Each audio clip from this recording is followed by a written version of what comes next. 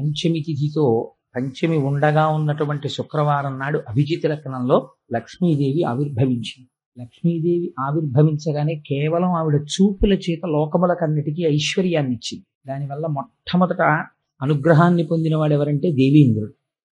మనకి లోకంలో ఒక నానుడి ఉంటుంది సాధారణంగా, లక్ష్మీదేవి యొక్క అనుగ్రహాన్ని కోరేవాళ్ళు ప్రబలంగా ఉంటారు. ఎందుచేతనంటే ప్రతివాడికి ఐశ్వర్యం కావాలి కనుక. అందుకని అది కోరడం తప్పు కూడా కాదు.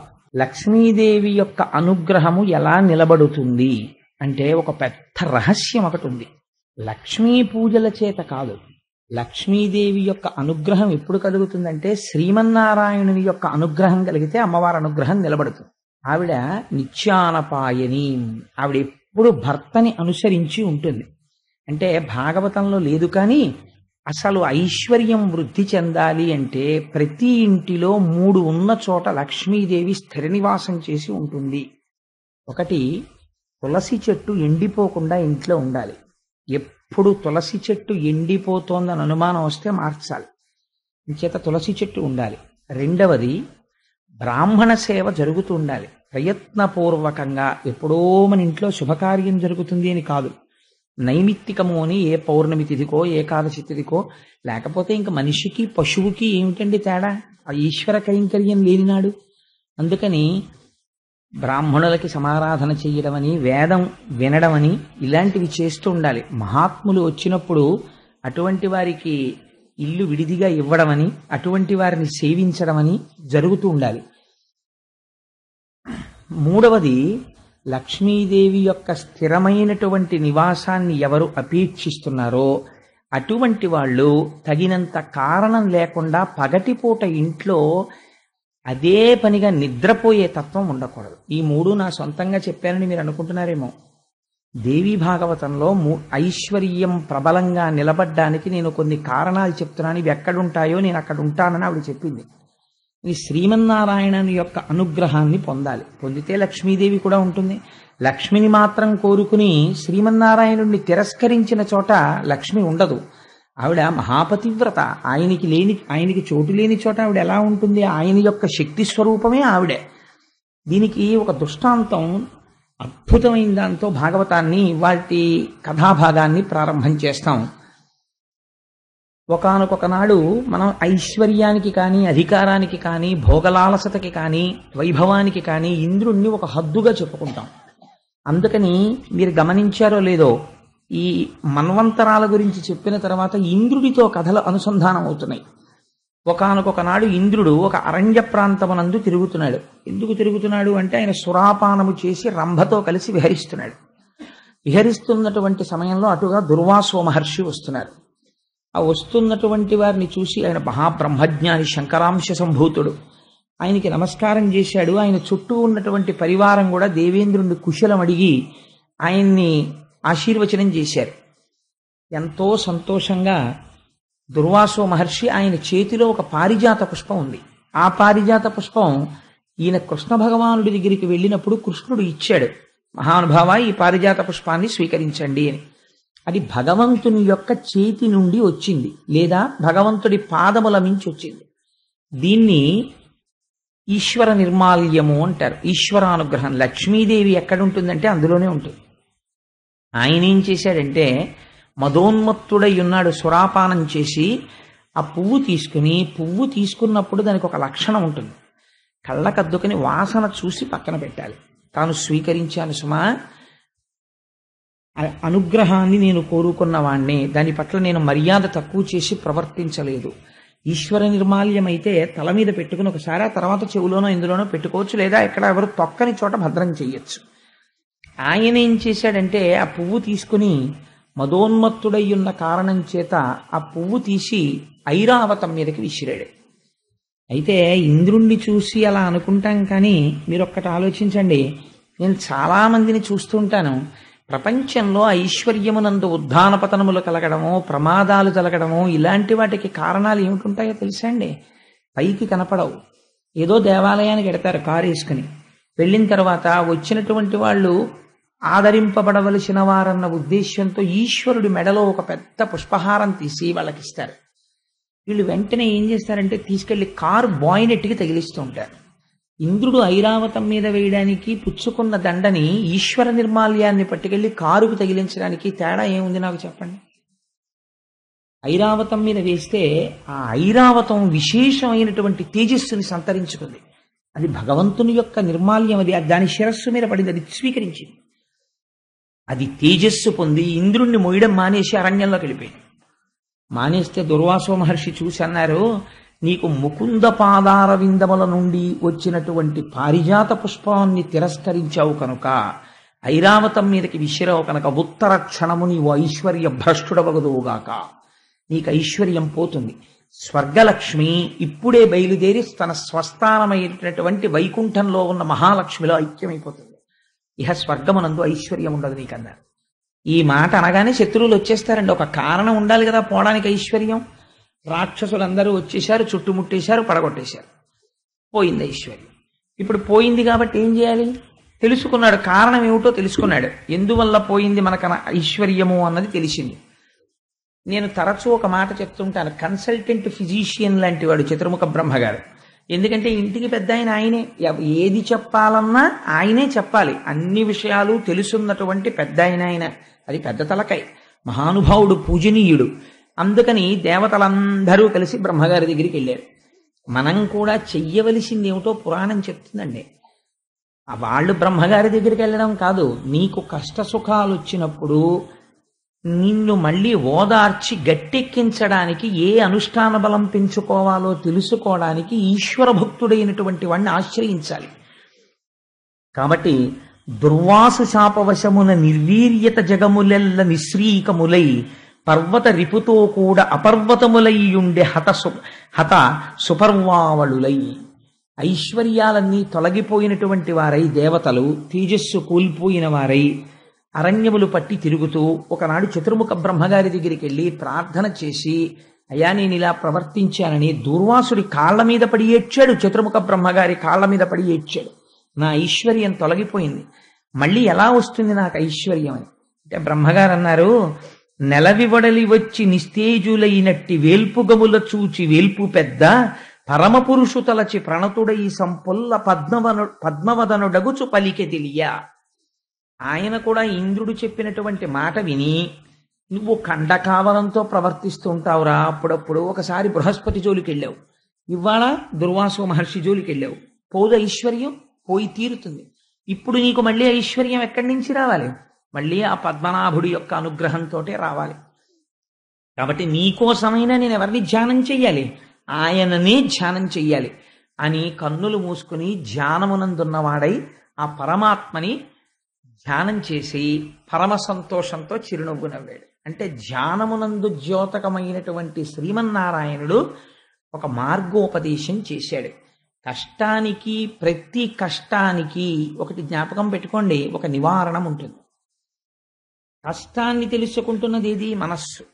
మళ్ళీ ఆ కష్టానికి విరుగుడు ఎందులోంచి రావాలి? మనస్సులోంచే రావాలి ఆలోచన. నీకున్న కష్టానికి విరుగుడు తెలియదు కొంతకాలం. ఎందుకు తెలియదో తెలుసా అండి? అనుభవింపచేస్తాడు ఈశ్వరుడు. కొన్నాళ్ళు పోయిన తర్వాత తెలుస్తుంది, ఫలానా వాళ్ళని పట్టుకుంటే లేకపోతే ఫలానా పని చేస్తే నా కష్టం పోతుంది. అదేదో చేస్తాడు, అమ్మయ్యా గట్టి ఎక్కేశానంటాడు. ఇప్పటి వరకు ఆయన తెలుసున్నవాడే, కానీ మరి ఎందుకు వెళ్ళలేదు నువ్వు అంటే, కష్టమును అనుభవింపచేయుట కొరకని పరమాత్మ ఈ ఆలోచన నీ మనస్సులోకి ప్రవేశించకుండా నిరోధిస్తాడు కొంతసేపు. ఇలా నిరోధించకుండా ఈశ్వరుడి వైపుకి బుద్ధి ఉండాలంటే ధ్యానము చేస్తూ ఉండాలి. ధ్యానము చేస్తే ఎవరి పాదములు పట్టుకోవాలో ఆ పాదములు మీరు పట్టుకున్నారు కనుక ఈశ్వరానుగ్రహాన్ని పొంది కష్టాన్ని తట్టుకునే శక్తి వస్తుంది. కష్టము రాకుండా ఉంటుందని మీరు అనుకోకండి, నేను ఎప్పుడూ అలా చెప్పను. కష్టము రాకుండా ఉండదు, వచ్చి తీరుతుంది కష్టం. ఎవ్వరూ అలా చెప్పకూడదు, అలా చెప్తే తప్పు. కష్టం రాకుండా ఎలా ఉంటుందండి? కష్టం రాకుండా ఉండాలంటే మీరు చేసిన పాపం ఒక్కటి లేకుండా ఉండాలి. మీరు అసలు ఒక్క పాపం కూడా చేయకపోతే అసలు మనుష్యుడిగా జన్మ ఎందుకు ఎత్తుతారు? అసలు మనుష్య జన్మ రాదు. మనుష్య జన్మ ఎత్తారు అంటే ప్రారంధం అనుభవించడానికి వచ్చారు మీరు. ప్రారంధం అంటే ఏమిటో తెలుసా అండి? ఈశ్వరుడు కూడా వెనక్కి తీడిహదాన్ని విడిచిపెట్టేసిన బాణం అది. విడిచిపెట్టేసిన బాణాన్ని ఎవరు ఆపుతారు? ఇంకా ఆపలేరు, ఇంకో బాణం వేయకుండా ఆపుతారు. అందుకే మహాజ్ఞానులైన వాళ్ళు కూడా ప్రారంధం అనుభవిస్తారు. మీరు చూడండి, రమణ మహర్షి అంతటి వారికి సర్కోమా వ్యాధి వచ్చింది. రామకృష్ణ పరమహంస అంతటి వాడికి కంఠంలో రాచపుండు పుట్టింది. వివేకానందుడంతటి వాడికి భరించలేని అనారోగ్యం వచ్చింది. మహాత్ములైన వాళ్ళకి కూడా అనారోగ్యాలు వచ్చాయి. వాళ్ళ యొక్క ఉపాసన బలాల చేత వాళ్ళు తట్టుకోగలిగిన వారే. కానీ వారు ఎందుకు అనుభవించారు? అది తెలుసుకున్న నాడు నీకు కష్టాన్ని తట్టుకోగలిగిన శక్తి వస్తుంది. ఈ తట్టుకోగలిగిన శక్తిలోంచి ఈశ్వరుడి పాదముల నుంచి తప్పుకోలేని విస్మృతి కలగని స్థితి కలుగుతుంది. ఆ స్థితి నిన్ను రక్షిస్తుంది తప్ప భగవంతుణ్ణి ప్రార్థన చేయండి మీకు కష్టం రాకుండా ఉండదు అనకూడదు. మరి ఏమండి ఇంకా కష్టం రాకుండా చేసేదానికి మాకు ఎందుకండి పురాణం, మాకు ఎందుకండి భగవంతుడు అని మీరు అడగచ్చు. ఈశ్వరుడికి ఒక శక్తి ఉంది. మీకు నేను ఒక ఉదాహరణ చెప్తాను. మీరు ఒక రాష్ట్రపతిని ఎన్నుకుంటారు. రాష్ట్రపతిని ఎవరు ఎన్నుకున్నారండి? మీరే ఎన్నుకున్నారంతే. మీరిచ్చారు ఆయనకి అధికారం. ఆయన ఏం చేస్తున్నాడు? ఒక 150 హత్యలు చేసిన వాడు ఒక ఆయన ఉన్నాడు. ఆయనకి సుప్రీంకోర్టు ఉరిశిక్ష వేసేసింది. వీడిని చనిపోయేంత వరకు ఒక త్రాటికి వేలాడదీయండి అని. ఆయన రాష్ట్రపతికి క్షమాభిక్షకి ఒక దరఖాస్తు చేసుకున్నాడు. రాష్ట్రపతి గారు అన్నారు, మార్చి వీడిని యావజ్జీవిత కారాగార శిక్షగా మారుస్తున్నాను, వీడు బతికున్నంత కాలం ఖైదులో ఉంచండి అన్నాడు. అదే రాష్ట్రపతి ఒక రిపబ్లిక్ డే నాడు ఒక 4 ఏళ్లు పోయాక ఇతని ప్రవర్తన చూసి ఇతన్ని విడిచిపెట్టేయండి. ఎలా వచ్చింది అధికారం? ఒక సర్వోన్నత న్యాయస్థానం చెప్పిన దానికన్నా ఒక రాష్ట్రపతికి అధికారం ఎక్కడి నుంచి వచ్చింది అంటే, మీరు ఎన్నుకున్నటువంటి ఒక రాష్ట్రపతికే మీరు ప్రశ్నించలేని అధికారం ఉంటే, ఈ సర్వబ్రహ్మాండములకు సృష్టికర్త అయి సూర్యచంద్రుల యొక్క గమనమును శాసించగలిగినటువంటి పరమాత్మ మీ కష్టానికి రావలసినటువంటి ఫలితాన్ని బాగా తగ్గించడంలో ఆయనకి ఎందుకు ప్రమేయం ఉండదు? ఉంటుంది. అందుకే కష్టాన్ని తీయడు, ఒక గొప్ప ఫలితం ఇస్తాడు. ఏమిటో తెలుసా అండి? నమశివాభ్యాం అశుభాపహాభ్యాం. రోజు ప్రార్థనా శ్లోకంలో ఒక మాట చెప్తాం, ఆపదామపహర్తారం దాతారం సర్వసంపదాం. దాకి ఒత్తేస్తుంటారు కొంతమంది. దాతారం అనకూడదు, దాతారం సర్వసంపదాం. లోకాభిరామం శ్రీరామం భూయో భూయో నమామ్యహం. అంటే మీకు ఒక భయంకరమైనటువంటి కష్టం రావలసి ఉన్నది, మీకు తెలియదా కష్టం వస్తోందని. నేను ఒక రోజు ఉదయం నిద్ర లేచిన తర్వాత ఆ రోజు నాకు ఏదో ఒక ప్రమాదకరమైనటువంటి ఒక ఊచ కోసుకుని ఈ చెయ్యి ఇంత మేర తెగిపోయి రక్తస్రావం అయిపోవాలి. కానీ నేను భాగవతం చెప్తున్నాను. నా మనస్సు కృష్ణ కథ మీద నిమగ్నమై ఉంది. ఇవాళ సాయంకాలం ఏం చెప్దామని ఏదో ఆలోచిస్తున్నాను ఆఫీస్లో. ఆ భయంకరమైనటువంటి గడియ రాని వచ్చింది. అప్పుడే జరగాలి, కాలమునందే ఫలితము ప్రకటింపబడుతుంది. ఈ సమయంలో ఈశ్వరుడు గురించి చింతన చేస్తున్నాడు. ఇప్పుడు ఈశ్వరుడు రక్ష చెయ్యాలి కాబట్టి ఏమవుతుంది? దేనికో జేబులో చెయ్యి పెట్టి ఇలా తీశాడు. తీస్తే ఆ కుర్చీ కింద ఉన్నటువంటి ఒక బోల్ట్ చేతిని చీరింది. సన్నగా చీరబడి అందులోంచి నెత్తురు పైకి వచ్చింది. ఈశ్వరుడు రక్షించాడని నీకు తెలియక్కర్లేదు. ఆయన ఏం వచ్చి చెప్పడం, ఓయ్ కోటేశ్వరరావు ఇవాళ నీ చెయ్యి ఇక్కడి నుంచి ఇక్కడికి తెగిపోవాలి. కానీ నువ్వు ఈశ్వరుడు యందు మనస్సు మగ్నమై ఉండడం చేత గీరి వదిలిపెట్టాను అని మీకేం చెప్పడైనా. అందుకే నిన్నటి రోజున గజేంద్రుడు అన్నాడు, స్త్రీ పురుష నపుంసకమూర్తియును కాక తిరియక్కమరనాదిమూర్తియును కాక కర్మ గుణభేద సదసత్ప్రకాశి కాక వెనుక నన్నియుతానగు విభుతలంతో మీ వెనకాతలే ఉండి మిమ్మల్ని రక్షించుకుంటాడు. కాబట్టి ఇప్పుడు ఏమైంది? ఇలా తెగిపోయి బోలెడంత నెత్తురు కారిపోవలసింది ఇలా గీరుకుని తెగిందా లేదా? తెగింది. రక్తం వచ్చిందా లేదా? వచ్చింది. మీరు అయ్యో తెగింది అనుకున్నారా లేదా? అనుకున్నారు. ఓ దూదో ఏదో పెట్టి తుడుచుకున్నారా లేదా? తుడుచుకున్నారు. పెద్దదైతే ఏం చేద్దరో చిన్నదానికి అదే చేశారు. కానీ ఇక్కడి నుంచి ఇక్కడికి తెగిపోవలసిన చేతిని ఇంత పిసర్ ఇలా తెగేటట్టు చేశాడు. అంటే ఇప్పుడు ఏమైందనమాట? అందులో ఈశ్వరానుగ్రహము ప్రకటితమైంది. ఆ రోజు నీకు ఏదో ఉంది, జరగవలసింది, ఈశ్వరుడు తప్పించాడు. వెంటనే నువ్వు అనవలసిన మాట ఏంటంటే ఈశ్వరుడికి కృతజ్ఞత ప్రకటించాలి. ఈశ్వర ఇవాళ ఏదో జరగాలి, నువ్వు చిన్న గాయంతో దీన్ని విడిచిపెట్టావు, నేను నీకు కృతజ్ఞుడను. ఇది ఈశ్వరుణ్ణి చూడడం అంటే. అంతేకాని నాకు ఈ దెబ్బ తగలడం ఏమిటండి భాగవతం చెప్తుంటే? నేనేమో ఇప్పుడే కదండి గజేంద్ర మోక్షం పద్యాలు చదివాను, అయినా సరే నాకు ఇక్కడ దెబ్బ తగిలింది ఏమిటండి, ఇంక దేవుడు ఉన్నాడు ఏంటండి అన్నారనుకోండి. నువ్వు చేసిన పాపం ఏది? నువ్వు ఒక్క పాపం చేయకుండా ఉన్నావు. ఎప్పటి జన్మలో ఎందుకండి? ఇవాళ లేచి నిద్ర లేచిన తర్వాత నేను ఒక్క పాపపు పని చెయ్యలేదు, పరమ ధర్మబద్ధంగా నడిచాను అని నీకు నువ్వు సెల్ఫ్ సర్టిఫికేషన్ చేసుకో చూస్తాను. ఆ పాటి చేత కానివాడివి నువ్వు ఈశ్వరుణ్ణి నింద చేసేవాడివా, వేదాన్ని విమర్శించేవాడివా, నీకేం తెలుసని మాట్లాడుతున్నావు?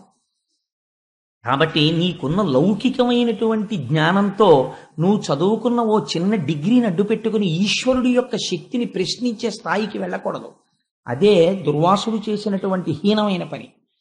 తనకో చిన్న పదవోటు ఉంది కదా అని దానివల్ల వచ్చినటువంటి మదము చేత ఈశ్వరానుగ్రహాన్ని తిరస్కరించుకున్నాడు. ఈశ్వరుని యొక్క పాదముల నుంచి వచ్చినటువంటి పుష్పం అంటే అది అనుగ్రహమే. ఈశ్వరుడికి నివేదన చేసిన ఒక కొబ్బరి చెక్క మీ చేతిలో పెట్టారనుకోండి, అది ప్రసాదం అంటే అనుగ్రహం. వెంటనే గిల్లి ఓ ముక్క నోట్లో వేసుకోవడమే, ఈశ్వర అనే స్వీకరించాను మీ అనుగ్రహాన్ని. ఒక పువ్వు కళ్ళకద్దుకుని తల మీద పెట్టుకోవడమే, అంతే అయిపోయింది. ఈశ్వర మీ అనుగ్రహాన్ని స్వీకరించాను. భావన చేత ఆయన సంతుష్టి పొందుతాడు. మీరు ఎంత దాని గురించి అల్లరి చేశారు కాదు, మీ భావన చాలా అవసరం. ఇక్కడ ఇంద్రుని యొక్క భావన యందు తేడా ఉంది. కాబట్టి ఇప్పుడు ఇలాంటి వాళ్ళకి అందరికీ పాఠం చెప్పాలి. అది బ్రహ్మజ్ఞానులంటే ఎలా ఉంటుందో చూడండి. అందుకని శాపానుగ్రహం ఇచ్చాడు, అంటే ఏమైపోనో ఇంద్రుడు అసలు. అందుకని శపిస్తారు. కొంతవరకు మాత్రమే అది బాధించేటట్టు చేస్తారు. ఐశ్వర్య భ్రష్టుడవుతున్నావు అన్నాడు. పోయింది ఐశ్వర్యం. ఏడ్చాడు, బ్రహ్మగారి దగ్గరికి వెళ్ళాడు. దుర్వాసుడు ఏం చెప్తాడో బ్రహ్మగారు అదే చెప్పాలి. ఆయన కూడా మళ్ళీ ఎవరిని అడగాలి? మళ్ళీ ఐశ్వర్యం ఇమ్మని, మళ్ళీ శ్రీమన్నారాయణుణ్ణి అడగాలి. ఇప్పుడు మీకేమవుతోంది?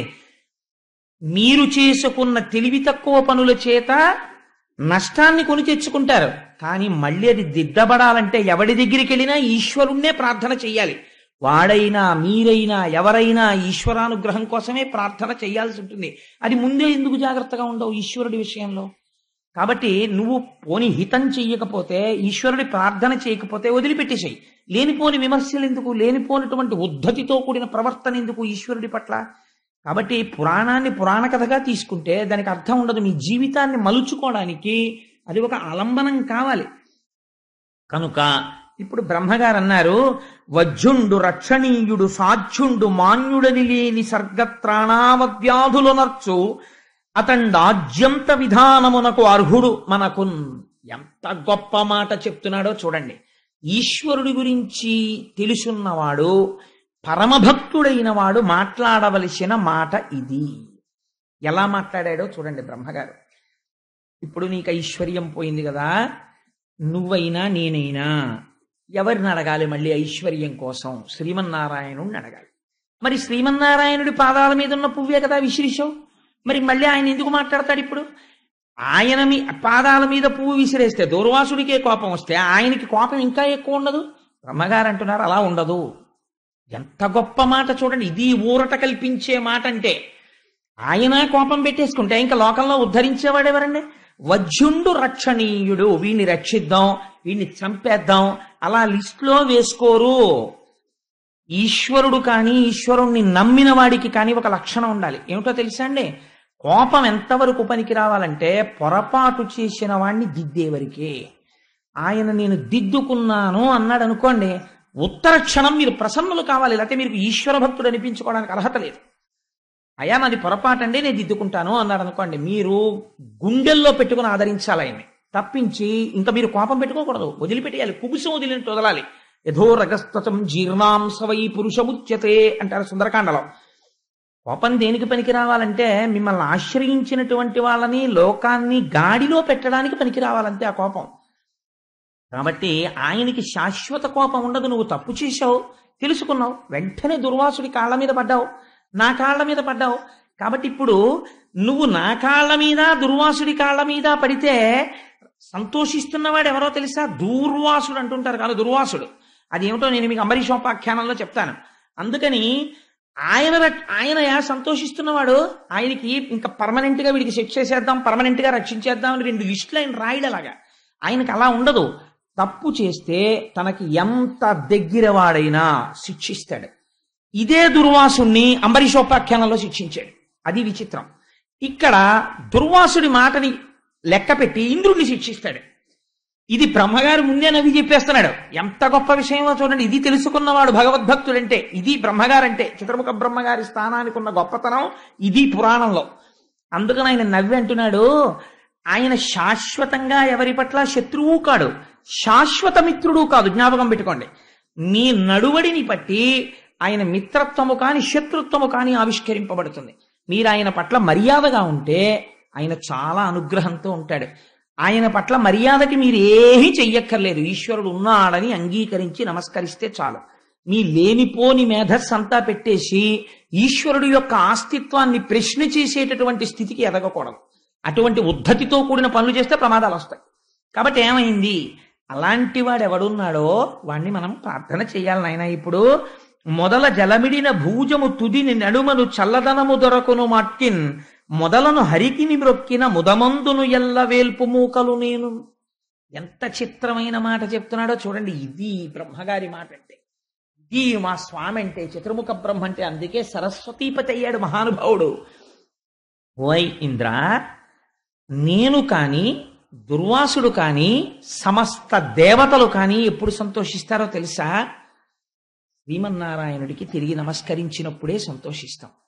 మాకు నమస్కరించి శ్రీమన్నారాయణ అనుగ్రహాన్ని పొందడం కాదు, శ్రీమన్నారాయణునికి నమస్కరిస్తే మేమందరం నీకు వాప్తులవుతాం. ఎలాగంటే, చెట్టు యొక్క నీడ కావలసిన వాడు నీడనిచ్చే కొమ్మలకి నీళ్లు పోస్తాను, నేను మొదలకి నీళ్లు పొయ్యనంటే కొమ్మలు నీడనిస్తాయా?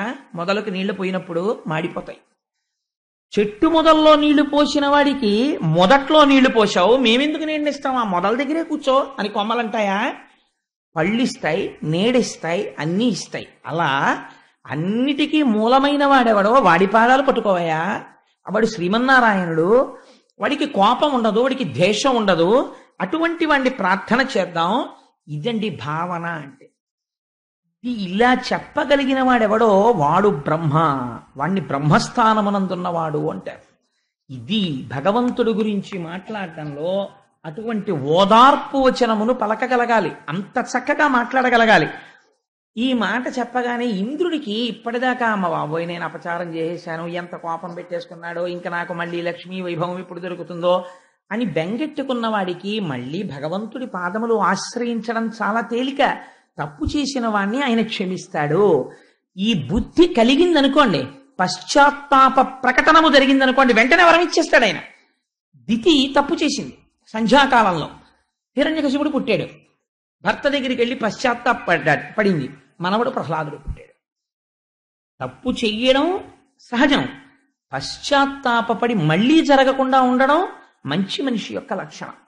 కాబట్టి ఇంద్రుడు ఇప్పుడేం వెళ్ళి శ్రీమన్నారాయణకి ఎక్కడతో సహస్ర కలశాలతో అభిషేకమో సహస్ర కలువలతో పూజో మళ్ళీ చేయలేదు.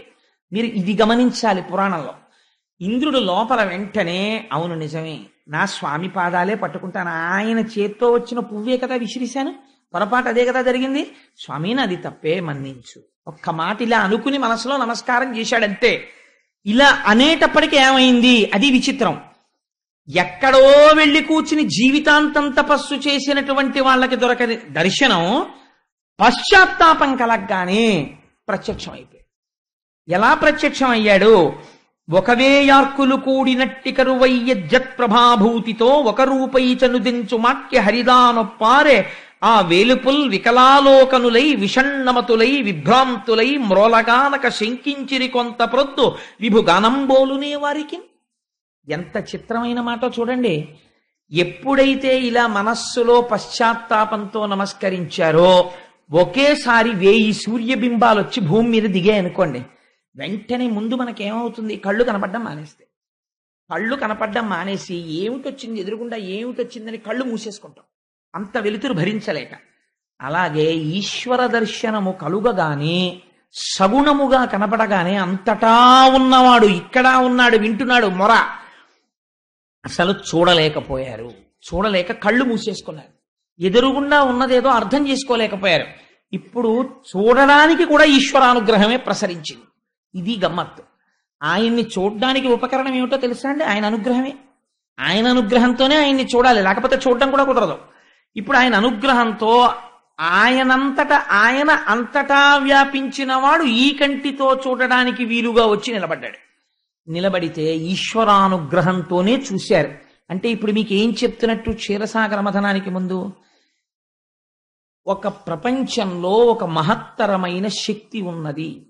ఈ శక్తిని నీ పరిమితమైనటువంటి మేధస్సులో ఉండేటటువంటి ప్రశ్నలు వేసి ఇలా జరుగుతుందా అలా జరుగుతుందా ఇలాంటి లాజిక్ అంటారే, ఏదో ఒక పెద్ద చర్చ చేసి దాంట్లోంచి ఏదో సాధించగలనని అనుకుంటున్నావేమో.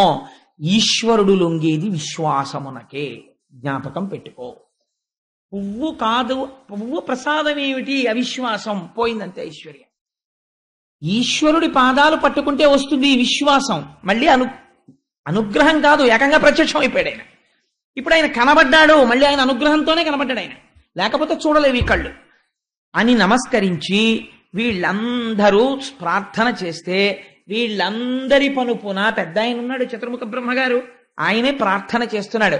ఎంత గొప్ప ప్రార్థన చేశాడో చూడండి. ఈ పద్యం నేను అనుకుంటున్నాను అసలు ప్రతి వాళ్ళకి ధారణలోకి రావాలండి. ఈ పద్యం పోతన గారి గొప్పతనం ఏమిటంటే ఆంధ్రీకరించడంలో చాలా పెద్ద పెద్ద విషయాల్ని చాలా చిన్న చిన్న పద్యాల్లో రాస్తారు. పెద్ద పెద్ద సీస పద్యాల్లో రాయరు. చాలా చిన్న కందం, తేటగీతి, ఆట వలది ఇలాంటి వృత్తాల్లో ఇస్తారు ఆయన. ఆయన అంటున్నారు, అన్నం అవనియందు అమృతంబు గోవులయందు వహ్ని సమిధలందు అమరయోగ వశత పొందునోజను బుద్ధిచే అగను నిన్ను కాంతురాత్మ విధులు. భగవంతుణ్ణి బాగా ఎరుకగలిగినటువంటి జ్ఞానమున్నవారు ఈశ్వరుణ్ణి ఇక్కడున్నాడు అక్కడ లేడు అని కాకుండా అంతటా చూడగలరు. ఎలా చూడగలరు? వాళ్ళకి నామరూపాలు కనపడవా అంటే ఆయన 3 ఉపమానాలు ఇచ్చారు. అన్నం అవనియందు, భూమిని చూసినప్పుడు ఎంత గౌరవంగా ఉంటాడంటే, కాళ్ళు కడుక్కొచ్చాడు భోజనానికి శుభ్రంగా, విస్తట్ నిండా వడ్డించారు. కాళ్ళు చేతులు అని కదా అంటాం మనం. భోజనానికి ఇక్కడ వరకు వచ్చి కూర్చోవడానికి ఏవి ఆధారమయ్యాయి? కాళ్ళు ఆధారమయ్యాయి. తినడానికి పనికొస్తున్నవి ఏవి ఆధారమయ్యాయి? చేతులు ఆధారమయ్యాయి. తినడానికి మాత్రం పనికొస్తారా? అసలు పాపం ఈ భోజనానికి రావడానికి మొదటి ఉపకరణం కాళ్ళు. ఇవి పెట్టకుండా అన్నం తినడం ఏమిటని 2 పాదాలు ఎత్తి విస్తట్లో పెట్టుకున్న తర్వాత ఎవడైనా తింటాడా? తినడు. ఎందుకు తినడు? అన్నమును చూస్తున్నాడు, అందులో బ్రహ్మమును చూస్తున్నాడు, తనలోకి వెళ్ళవలసిన పదార్థాన్ని శౌచంతో తీసుకుంటున్నాడు. అన్నం ఎక్కడి నుంచి వస్తోంది? భూమిలోంచి వస్తోంది. కాబట్టి భూమిని, అన్నాన్ని ఎంత పవిత్రంగా చూస్తున్నావో భూమిని ఎంత పవిత్రంగా నువ్వు చూడగలిగితే నా పోషణ భారమంతా ఇందులోంచే జరుగుతోంది అని నువ్వు గుర్తించగలిగితే దాని యందు నీకు భక్తి కలుగుతుంది.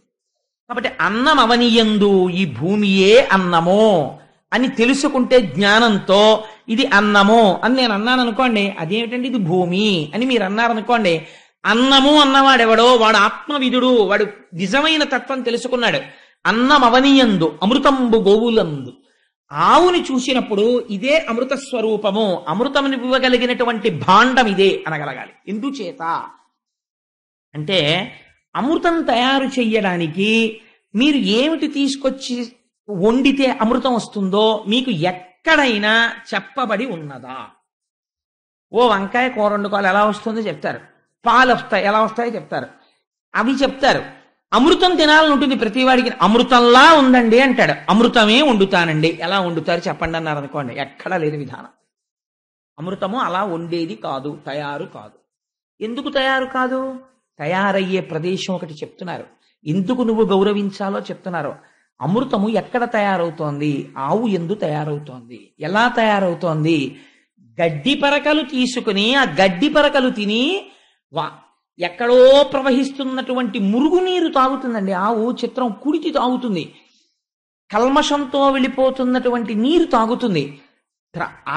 అటువంటి నీటిని తాగి పనికిరాని గడ్డి తిని రెండింటినీ కలిపి, అది కూడా గబగబా తిని ఎక్కడో కూర్చుని కడుపులో ఉన్నటువంటి ఆహారాన్ని మళ్ళీ ఉండలుగా వెనక్కి తెచ్చి బాగా నవిలి, అసలు ఆవు నవ్వులుతున్నప్పుడు మీరు చూడాలి ఆస్వాదనం అంటే ఎలా ఉంటుందో.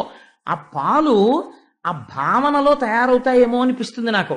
ఎండాకాలంలో చూడండి, ఓ చెట్టు కింద కూర్చుని చక్కగా అంటుంది, కనపడుతుంది కడుపులోంచి ఉండ ఇలా కంఠంలోంచి నోట్లోకి రావడం పైకి కనపడుతుంటుందండి. మా ఇంట్లో ఆవు ఉండేది, చిన్నతనంలో చూస్తుండే వాళ్ళం. నోట్లోకి వచ్చిన తర్వాత ఇలా కళ్ళు మూసుకుని అని ఎంతసేపు నవ్వులుతుందో, అంటే అమృతోత్పాదనం అవుతోంది లోపల నోట్లో. అంత నవిలి మింగుతుంది. ఏమి నవిలింది? పనికిరాని నీళ్లు, పనికిరాని గడ్డి. ఆ వచ్చిన పాలు 104 జ్వరంతో 20 రోజుల నుంచి మంచాన పడిపోయిన వాడు కోటీశ్వరుడైనా సరే రొట్టె ముక్క తినడానికి వీల్లేదు, పాలు పట్టండి అంటారు. ఆ పాలు ఇంత అపకారం లేకుండా శరీరాన్ని నిలబెడుతున్నాయి. అమృతమా కాదా? అమృతమే గోవు ఉత్పత్తి స్థానమై ఉన్నది అని నువ్వు చూడగలిగితే, అలా సమిధి వహ్ని సమిధిలందు ఎండిపోయిన కర్ర ఉన్నది, అందులో ఏది ఉన్నది? అగ్నిహోత్రం ఉన్నది, అది కాలుతుంది. ఎండిపోయినటువంటి కర్రయందు అగ్నిని చూడగలిగినట్లు అంతటా ఈశ్వరుణ్ణి చూడగలిగిన వాడెవడో వాడే బ్రహ్మజ్ఞాని. కాబట్టి ఇప్పుడు ఒక గోవుని చూసి నమస్కారం దేనికో తెలుసా అండి? ఒక గోవుని చూసి నమస్కారం అమృతోత్పాదనము కనుక. ఈ విషయం వచ్చింది కాబట్టి నాకిప్పుడు ఒక మాట తోచింది.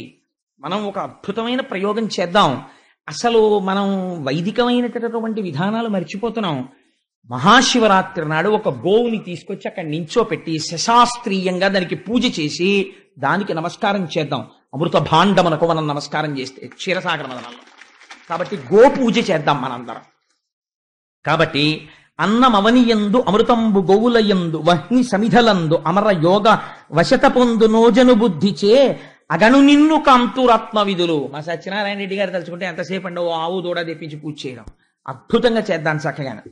అమృతోత్పాదన యత్నము విమలమతించేయుటప్పు వేల్పులు వినుడి అమృతంబు త్రావి జంతువులు అమృతగతిన్ బ్రతుకుచుండు ఆయుర్వృద్ధిన్. శ్రీమన్నారాయణుడు ఈ స్తోత్రం విని చాలా గొప్పగా మాట్లాడేవా బ్రహ్మ. స్తోత్రం చెయ్యడం అంటే ఎప్పుడూ దండకాలు చదవడం, పద్యాలు చదవడం కాదండి. అది కాదు స్తోత్రం అంటే.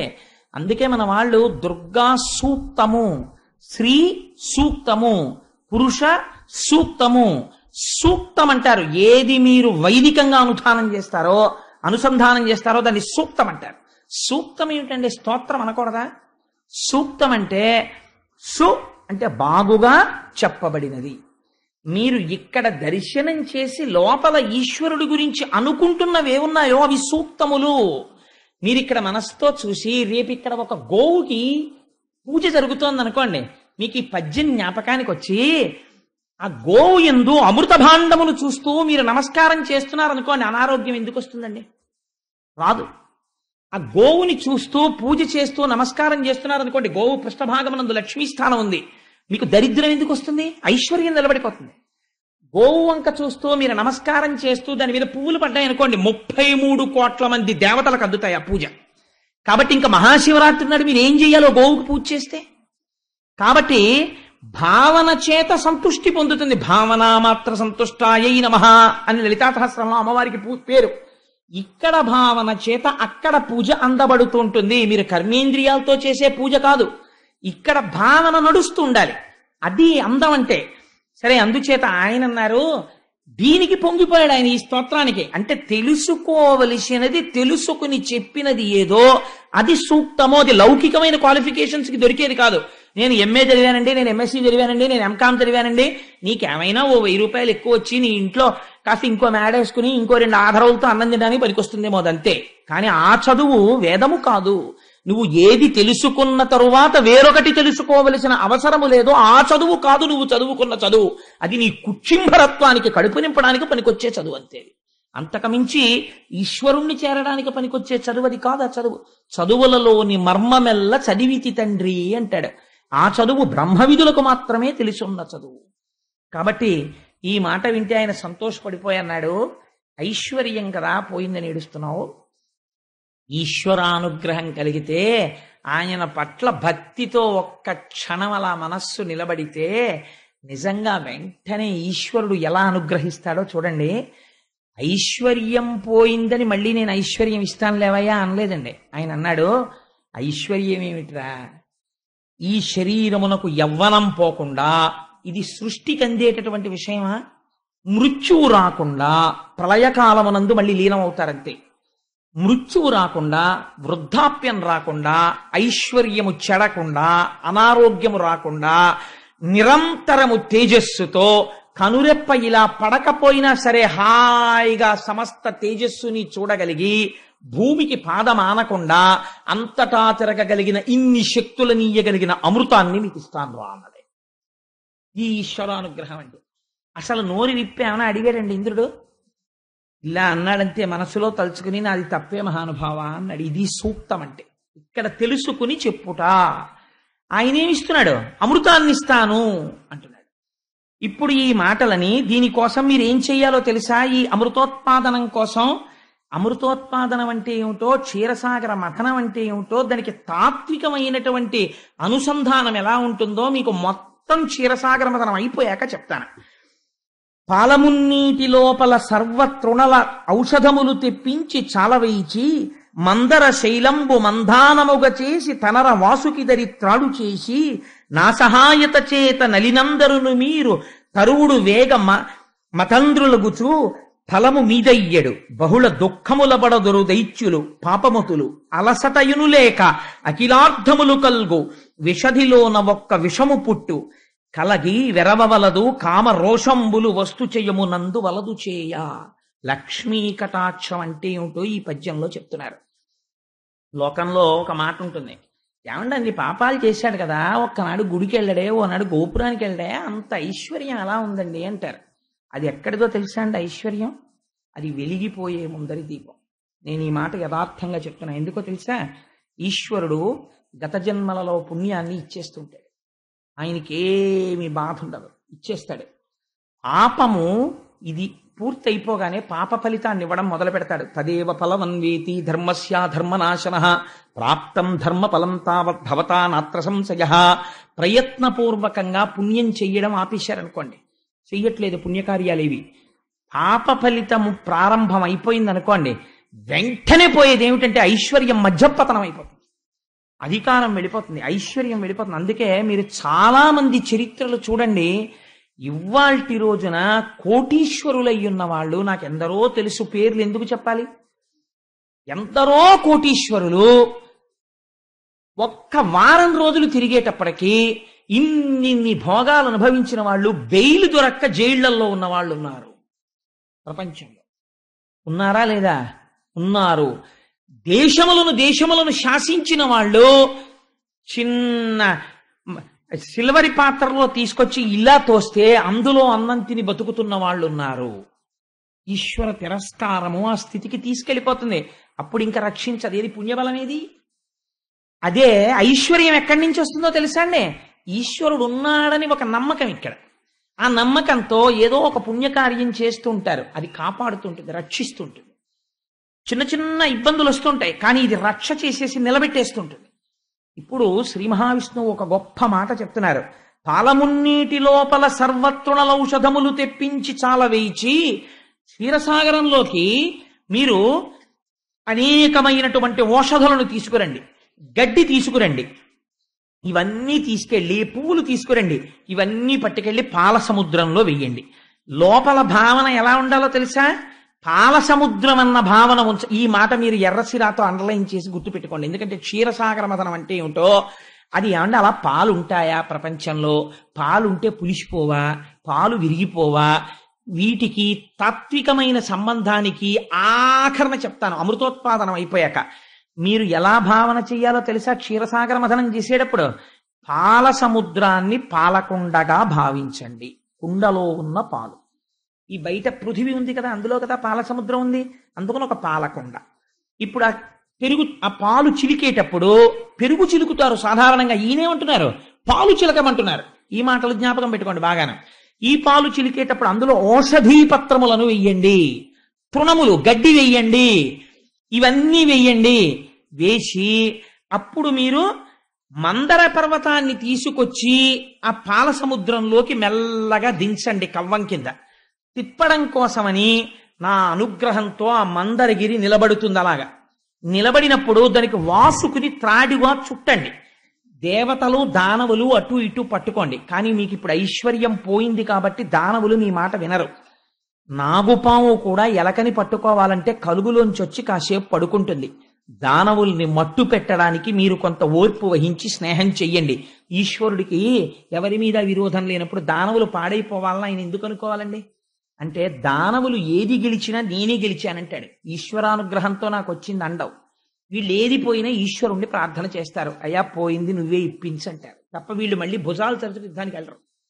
అయ్యా మా గురువుగారి వల్ల మేము గురువుగారిని ఇబ్బంది పెట్టామండి అని మళ్ళీ గురువుగారి కోసం పెడతారు. అయ్యా పొరపాటు అయిపోయిందండి, మేము భగవంతుడిని నింద చేశామని మళ్ళీ దేవుడి కోసం పెడతారు.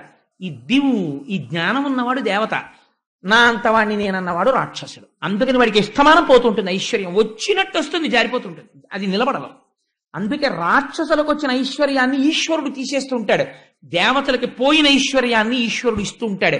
నువ్వు ఎలా ఉండాలనుకుంటున్నావో నీ ఇష్టం. కాబట్టి ఇప్పుడు దానవులు పాడవుతారు, కానీ వాళ్ళని క్షీరసాగర మదనానికి తీసుకురండి, తీసుకొచ్చి చిలకండి. అలా దానవుల్ని కూడా మరి ఎందుకండి తేవడం, తాత్విక అవగాహనలో చెప్తాను ఆఖరణ, ఎందుకంటే మీకు రావలసిన అనుమానాలు కూడా నేను చెప్పేస్తున్నాను. అప్పుడు మీరు ఈ వాసుకుని చుట్టండి, చుట్టి తిప్పండి, అందులోంచి అమృతోత్పాదనం అవుతుంది, అమృతం పుడుతుంది. పుట్టే ముందు హాలాహలం వస్తుంది. మొదట మీరు కోరుకున్న వస్తువులు వస్తాయి అనుకోకండి, విషం వస్తుంది, అగ్నిహోత్రం వస్తుంది, భయపడకండి, పూనికతో మళ్ళీ చిలకండి. ఇంకొక విషయం, చాలా గొప్ప గొప్ప వస్తువులు పుడతాయి, మనసు పారేసుకోకండి, నిగ్రహించుకోండి. నేను ఇస్తే పుచ్చుకోండి, లేకపోతే ఊరుకోండి. ఎవడికి ఏది ఇవ్వాలో నాకు తెలుసు, అది వాడికి ఇస్తాను. పుచ్చుకుని పాడైపోయే వాళ్ళు కొందరు ఉంటారు, ఏవి పడితే అవి ఎవరు పడితే వాళ్ళు పుచ్చుకోకూడదు. ఈ మాట నేను ఎందుకంటున్నానో తెలుసా అండి, ఒక పీఠాధిపతి చక్రాన్ని పెట్టి అర్చన చేస్తాడు, ఆయన జ్ఞానంలో పైకెక్కుతాడు. ఒక గృహస్థుడు ఇచ్చి చక్రం పెట్టాడు అనుకోండి, పెద్ద శ్రీచక్రం పట్టుకొచ్చి పెట్టించాడు అనుకోండి, దెబ్బతింటాడు. ఎందుకని? ఆరాధన తెలియాలి. నా ఇంట్లో ఫ్యూజ్ పోతే నేను వేసుకోవచ్చు, పోలు మీద ఫ్యూజ్ పోస్తే పోలు ఎక్కాను అనుకోండి కింద పడిపోతాను. పోలు మీదకి ఎక్కేవాడికి గ్లోవ్స్ పెట్టుకోవాలి, వాడు ఏపీఎస్సిబి ఎంప్లాయ్మెంట్లో ఉండాలి, ఏవో కొన్ని లక్షణాలు ఉంటాయి.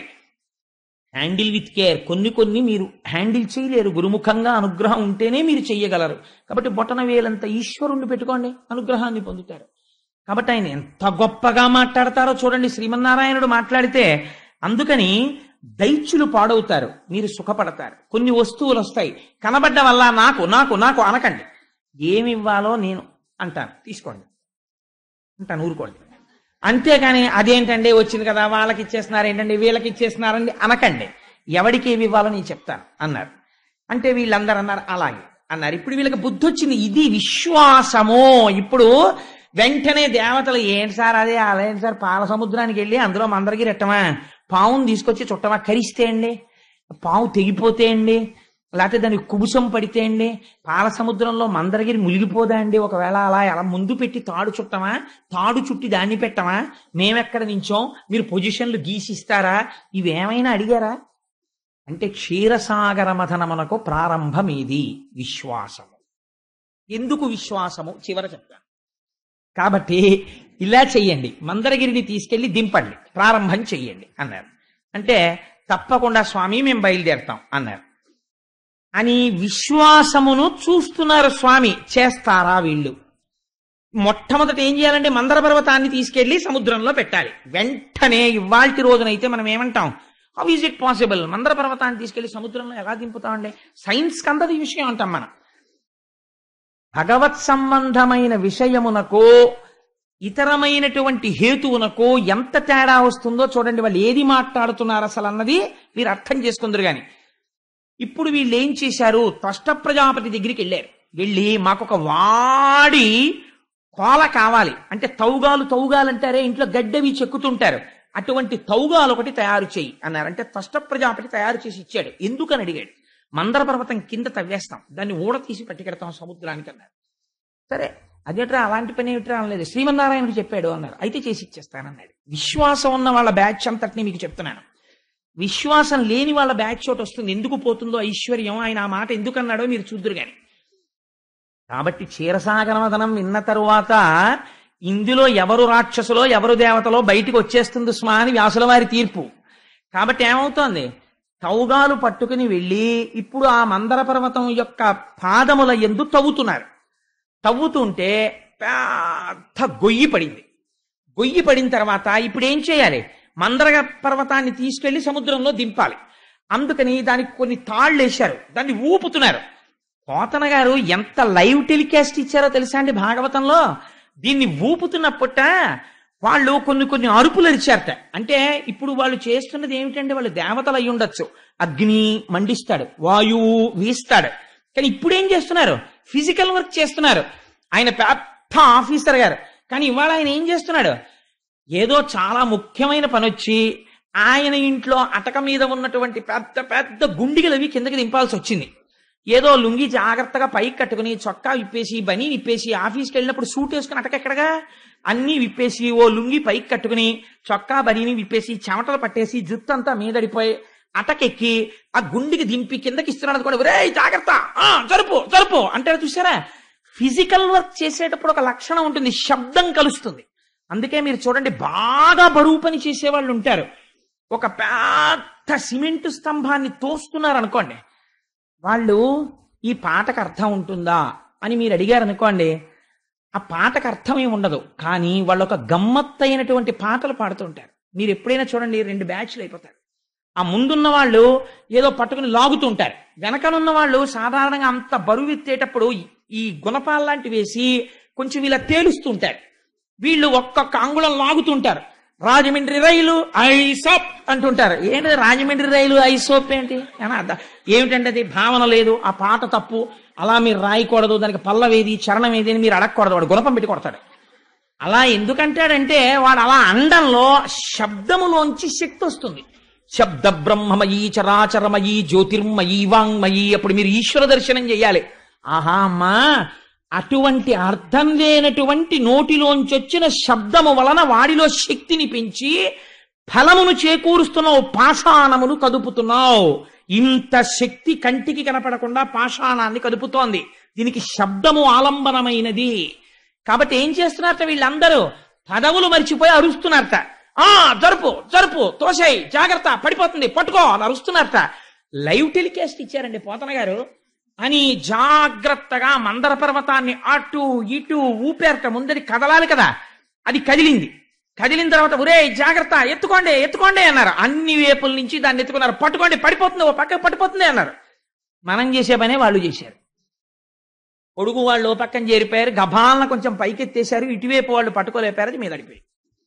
మీద అడిపోయేటప్పటికీ దీని తాత్విక అవగాహన వింటే ఆశ్చర్యపోతారండి. ఇది మీద పడిపోతే కొంతమంది చచ్చిపోయారు, కొంతమంది పారిపోయారు. అప్పుడు వీళ్ళందరూ పక్కన నిలబడి అన్నారు పడిపోయాక, ఊరే మనకు ఆయన మందర పర్వతాన్ని తీసుకెళ్లి పాల సముద్రంలో పెట్టమన్నాడు.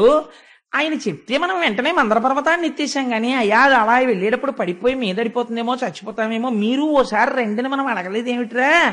ఓసారి అడిగితే ఆయనే వచ్చి అసలు దీన్ని ఎలా తీసుకెళ్లాలో చెప్పును కదా, ఇది చెప్పిన వాడు రాడా, వస్తాడరా, మనమే పిలవలేదు అన్నారు. చూడండి ఎంత వాళ్ళకి అప్పుడు కూడా నమ్మకమో చూడండి. ఆయన వస్తే ఎంత బాగుండో, మనం చచ్చిపోయాం కదరా కొంతమంది నిష్కారణంగా అన్నారు. ఎంత విశ్వాసంతో ఉన్నాడో చూడండి. కష్టంలో కూడా వెంటనే వాళ్ళు ఈ మాట అనుకున్నారట.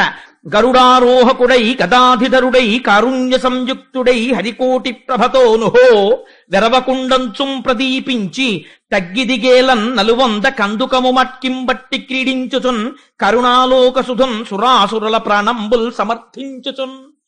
వెంటనే బ్రహ్మాండమైనటువంటి వేదమంత్రాలు వినపడ్డాయి. సామవేదము యజుర్వేదము వినపడుతూ గరుడు రెక్కలల్లా అరుస్తూ వచ్చేశాడు. ఆ బంగారు రంగులో ఉన్నటువంటి పక్షి నుంచి శ్రీమన్నారాయణుడు కిందికి దిగాడు. ఇంతమంది ఎత్తలేని దాన్ని కందుకమున్ బంతి పట్టి అందరికీ గురాలా పడిపోయారు. నేను తీసుకెళ్లి పాలసముద్రానికి ఒడ్డును పెట్టేస్తాను, మీ అందరూ అక్కడికి వచ్చేసేయండి చిలుకుదురు గాని అని గరుత్మంతుడిని ఎక్కేసి బంతి ఆడుకున్నట్టుగా మేరు పర్వతాన్ని, ఆ మందర పర్వతాన్ని ఇట్టించి ఈ చేతిలోకి, ఈ చేతిలోంచి ఈ చేతిలోకి వేసుకుంటూ ఇలా ఇలా ఆడుకుంటూ వెళ్ళిపోతుంటే వీళ్ళందరూ చూసావా అనుకునేటప్పటికి వచ్చేసాడు. ఇది మన స్వామి అంటే పరిగెత్తండి పరిగెత్తండి పాలసముద్రం దగ్గరికి అని వీళ్ళందరూ మళ్ళీ పాలసముద్రం దగ్గరికి పరిగెత్తుకొచ్చేసారు.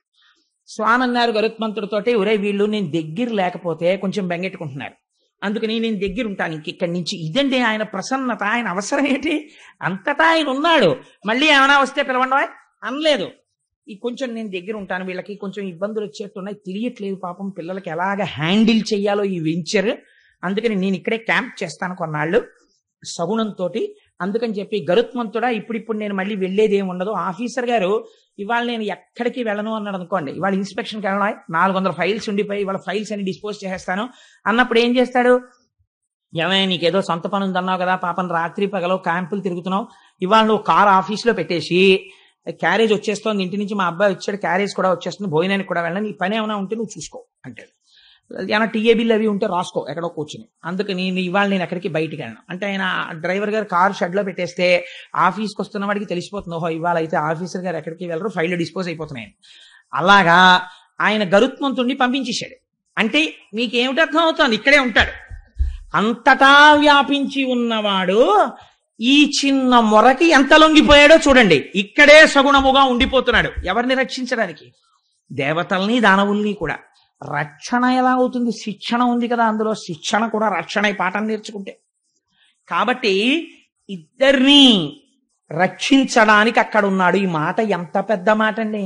నాన్నగారు పిల్లాన్ని కొట్టాడు అనుకోండి, నాన్నగారు పిల్లాన్ని శిక్షించాడు అనకూడదు, శిక్షణ రూపమునందు రక్షణ చేశాడు అనాలి. కొట్టి పిల్లాన్ని బాగు చేస్తున్నాడు తండ్రి. కాబట్టి ఇద్దరిని రక్షించడానికి ఆయన వచ్చారు.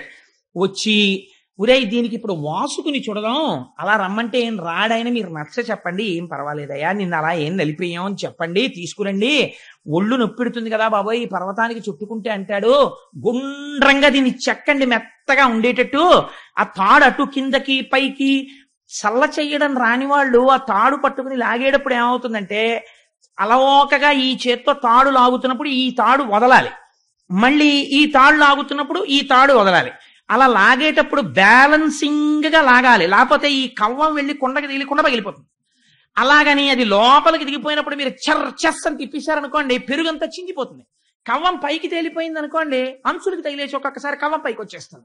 అలా ఉండకూడదు, ఇలా ఉండకూడదు, అందంగా ఇటు వదలాలి ఇటు వదలాలి. అందుని కవ్వానికి కింద కట్టకూడదు, పైకి కట్టకూడదు, మధ్యలో కట్టాలి. ఆ తాడు జారిపోనంత శక్తి అక్కడ నిక్షేపింపబడాలి. అలా చల్ల చెయ్యాలి. అంటే నీకేమైనా అనుభవం ఉందా అని మీరు అనుకోకండి. అందుకని అలా చల్ల చెయ్యాలి. ఆ చల్ల చేయడం ఒక పెద్ద ప్రావీణ్యం, అది గొల్లలు చేస్తారు. అందుకని పోతన గారు అన్నారు పెద్ద గొల్ల కృష్ణుడు ఇవ్వాలన్నారు. శ్రీమన్నారాయణుడు ఈనాడు పెద్ద గొల్లవాడు అన్నారు. ఎందుకని అంత బాగా చల్ల చేయిస్తున్నాడు కాబట్టి. అందుకని చెక్కించాడు. చెక్కించి వాసుకుని తీసుకొచ్చాడు. తీసుకొచ్చి ఆ వాసుకుని చుట్టారు. చుట్టి ఇప్పుడు ఆ మందర పర్వతాన్ని పాల సముద్రంలోకి పెట్టారు. పెట్టి ఇది మునిగిపోకూడదు, మునిగిపోనంతగా తేల్చి పట్టుకోవడంలో ఒడుపు ఉండాలి. పట్టుకుని తిప్పుదాం అటు ఇటు అందరం. కాబట్టి జాగ్రత్తగా పట్టుకోండి. ఓ కర్రో ఏదో ఉంది కదండి, మరి తాడు కట్టాలి. వాసుకి తనంత తాను జీవశక్తి, అది భూమి యందు సర్పములకు రాజు. అందుకని తను అలా పట్టగలడు. తను చుట్టి ఉన్నప్పుడు మనం తిప్పాలి జాగ్రత్తగాను. రండి అని దేవతల్ని పిలిచి, ఒరే మీరందరూ తలలు పట్టుకోండి అన్నాడు. దానవుల్ని పిలిచి మీరందరూ తోక పట్టుకోండి అన్నాడు. అనగానే దేవతలందరూ వెళ్ళి గబగబా తలలు పట్టుకున్నారు, రాక్షసులందరూ వెళ్ళి తోక పట్టుకున్నారు. ఇప్పటి వరకు దైత్యులు భగవంతుడి మాట తిరస్కరించడం అంటే ఏమిటో మీరు చూడండి. రాక్షసులు వాళ్ళు అన్నారు వెంటనే శ్రీమన్నారాయణుడిని చూసి, స్వచ్ఛమైన పణంబు మీరలు చక్కపట్టి మధింపగా పుచ్చమేటికి మాకు పట్టగా పురుషత్వము కల్గి మే మత్సమైన తపోబలాధ్యాయనాన్వయంబుల వారమై ఇచ్చయింతుమే తుచ్చవృత్తికి ఇండు మాకు ఫణగ్రములు. ఏమిటయా రాజ్యం మాది, ఇప్పుడు ఇంద్రుడికి రాజ్యం పోయింది. మేము మహాపండితులం, మహాతపస్సు చేసిన వాళ్ళం, పరిపాలకులం. మేము తోకట్టుకోవడం ఏమిటి, మీరు తలకాయ ఎట్టుకోవడం ఏంటి? పావు తోకట్టుకోమన్నాడు రా అని సంతోషించాలి. వాళ్ళు తలకాయలు ఎట్టుకుంటా ఉంటున్నారు. మీరు తలకాయ ఎట్టుకున్నారు కాబట్టి నేను తలకాయే పట్టుకుంటాం, మీరే తోకట్టుకోండి. మేము ఇంత తెలివి తక్కువ వాళ్ళమా, మేమెందుకు పట్టుకుంటాం? తుచ్చమైన తోక మేమెందుకు కట్టుకుంటాం? మీరేమో చక్క తలకాయలు ఎట్టుకుంటారా? స్వచ్ఛమైన తలకాయలు అక్కర్లేదు, మేమే తలకాయలు ఎట్టుకుంటాం. అంటే ఇది ఎలా ఉంటుందో తెలుసా అండి? అవతలవాడు ఏ పని చేస్తానంటాడో అలాంటి పనే అవతలవాడు చేయడం. ఎందుకనంటే తను వృద్ధిలోకి రావడానికి కాదు, అవతలవాడు ఎలా చెప్పాడు అలా. నాకు ఒక విషయం జ్ఞాపకానికి వస్తుంది. మా మామయ్య ఒక ఆయన ఉండేవాడు, ఆయనకు 3 కొడుకులు. ఓ రోజు నేను విశాఖపట్నం వెళ్ళినప్పుడు పెద్ద కొడుకుని పిలిచి, ఎవరే నువ్వు ఏమవుతావురా అన్నాడు. అంటే ఆయన అన్నాడు, నేను విమానం డ్రైవర్ అవుతాను నాన్నగారు అన్నాడు. కొంచెం అదోలా చూసి, అలా ఎందుకు అవ్వాలనుకుంటున్నావు అన్నాడు మా మామయ్య. అంటే రోడ్డు మీద ఏదైనా వెళదాము అంటే ఆ కారు జీపు అన్ని అడ్డొస్తాయండి, అవి పడిపోతుంటే, విమానానికి అయితే ఏం అడ్డుండో, హాయిగా వెళ్ళిపోవచ్చు, చెడిపడితే అటు, విమానం డ్రైవర్ అవుతాను నాన్నగారు అన్నాడు. వాడు ఆ కోణంలో చూశాడు. అందుకని నేను విమానం డ్రైవర్ అవుతాను. ఆల్రెడీ బాగానే ఉంది, ఫోన్లే పైలట్ ఆఫీసర్ బాగానే ఉంది కదా, సరే అలా నువ్వు అవ్వచ్చు, నేను సంతోషించాను అని రెండో వాడిని పిలిచి, ఒరే నువ్వేమవుతావు అన్నాడు. అంటేనా వాడు పెద్దవాడు ఏం చెప్పాడో అదే కోణంలో ఆలోచించాడు. ఆలోచించి, నాన్నగారు నేను కారు డ్రైవర్ అవుతానన్నాడు. ఎందుకు అవుతావు అన్నాడు. కొంచెం బాధపడి, పోలే సొంత కారు అనుకుందాం అందాక అనుకుని, కారు డ్రైవర్ ఎందుకు అవుతావు అన్నాడు. అంటే నాన్నగారు స్కూటర్ కానీ సైకిల్ కానీ అయితే వెళ్తున్నప్పుడు పడిపోతే దెబ్బలు తగులుతాయండి, కారు అయితే ఇలా పడిపోదు కదా, మహా అయితే ఇలా ఆగిపోతుంది, కారు గుద్దుకుంటుంది కానీ నాకేం గుద్దుకోదు కదా అన్నాడు. సరే వీడి పని కూడా బాగానే ఉంది అనుకున్నాడు. మూడో వాడిని పిలిచి నువ్వేమవుతావు అన్నాడు. నాన్నగారు నేను రిక్షా తొక్కుకుంటాను అన్నాడు. అదేమి అన్నాడు. ఎప్పుడైనా కారు పడిపోతే ప్రమాదం జరిగి తీరుతుంది, రిక్షా పడిపోతే ఏమీ అవదు పెద్ద ప్రమాదం, అందుకని రిక్షా తొక్కుకుంటానన్నాడు. కాబట్టి పెద్దవాడు మొదలుపెట్టిన కోణం మూడో వాడి దగ్గరికి వెళ్ళేటప్పటికి అధోగతి అయింది. అలా ఈ దానవుల్లో ఒకడికి వచ్చింది ఆలోచన, వాళ్ళు తలకాయలు పట్టుకోవడం ఏంటి, మనం తోకలట్టుకోవడం ఏంటని. ఇది ఆఖరికి విప్లవం చేసి వీళ్ళు శ్రీమన్నారాయణుణ్ణి ఎదిరించారు. ఆయన చెప్పారు మనం పట్టుకుందాం, ఏదైతే ఉందిరా తాడు ముక్క అటు ఇటు సమానంగా తిప్పాలి దాన్ని, తలలు పట్టుకుంటే ఏంటి తోకలు పట్టుకుంటే ఏంటి, పెద్ద ఆయన చెప్పాడు ఆయన మాట విందామని లేదు. వాళ్ళు పట్టుకున్నది మాకు కావాలన్నారు, అందుకే పాడైపోతారు. అవిశ్వాసము చేత పాడైపోతున్నారు. మీకు అర్థమైపోతుంది కదా క్షీరసాగర మథనం. కాబట్టి శ్రీమన్నారాయణుడు అన్నాడు, వీళ్ళు పాడైపోతారని నాకేదో కోపంతో చెప్పారనుకున్నారు, మీకు అర్థమైందా? గుడి ఎక్కర్లేదు, గోపురం అక్కర్లేదు, ఈశ్వరుడు ఎక్కడున్నాడు, నా వల్లే అంతా జరిగిపోతోంది అనుకున్న వాడి పని అకస్మాత్తుగా ఎందుకు అవుతుందో పాడైపోవడం అన్నది. క్షీరసాగర మథనం భాగవతం వింటే తెలుస్తుంది ఎందుకు పాడైపోతారో జనం. అందుకని ఇచ్చేయండి అయితే తలకాయలు వాళ్ళకి, మనం తోక దగ్గరికి వెళ్ళిపోదాం అన్నాడు. వీళ్ళు అదే స్వామి వాళ్ళేమో తలకాయలు అడిగితే మీరు అలా ఇచ్చేస్తారు, అలా ఇవ్వకండి అని అనలేదు. ఒరే స్వామి తోక పట్టుకుందాం అంటున్నారు, పదంట్రా తోకలు పట్టుకుందాం, తోక దగ్గరికి పోయారు. ఇది వీళ్ళని అమృతం తాగేట్టు చేస్తోంది, ఇది వీళ్ళని నశించిపోయేటట్టు చేస్తోంది. సరే మందర పర్వతానికి చుట్టారు పావుని, చుట్టి ఇది జాగ్రత్తగా మందర పర్వతాన్ని వహించాలి కదా ఇప్పుడు వాసుకి. అందుకని అందరూ కలిసి జాగ్రత్తగా క్షీరసాగరంలోకి దాన్ని దింపారు. దింపి ఇప్పుడు దాన్ని ఇలా ఇలా తిప్పాలి. ఆ పర్వతాన్ని తిప్పేటప్పుడు చిత్రం ఏమిటంటే అది కిందకి జారిపోకుండా వేరొక పట్టు లేదు దానికి. ఇది మీరు బాగా గుర్తుపెట్టుకోవాలి. ఇంకొక తాడేసేం కర్రకట్టి లేదు, అలా ఉందంతే పర్వతం. వాసుకే పట్టుకుంటాడు. అలాగా పట్టుకుని ఉండగా ఇటువైపు వాళ్ళు స్థిరమైన స్థానాలు ఉండవు. మీరు ఒకసారి మానసికంగా ఆలోచించాలి క్షీరసాగర మథనాన్ని. ఇటువైపు వాళ్ళు లాగుతుంటే ఇటువైపు వాళ్ళు ఇటు పరిగెత్తాలి, మళ్ళీ వీళ్ళు ఇక్కడ వరకు వీళ్ళు ఆగిపోతాయి, మళ్ళీ ఇటువైపు వాళ్ళు పరిగెడితే ఇటువైపు వాళ్ళు ఇటు పరిగెత్తాలి.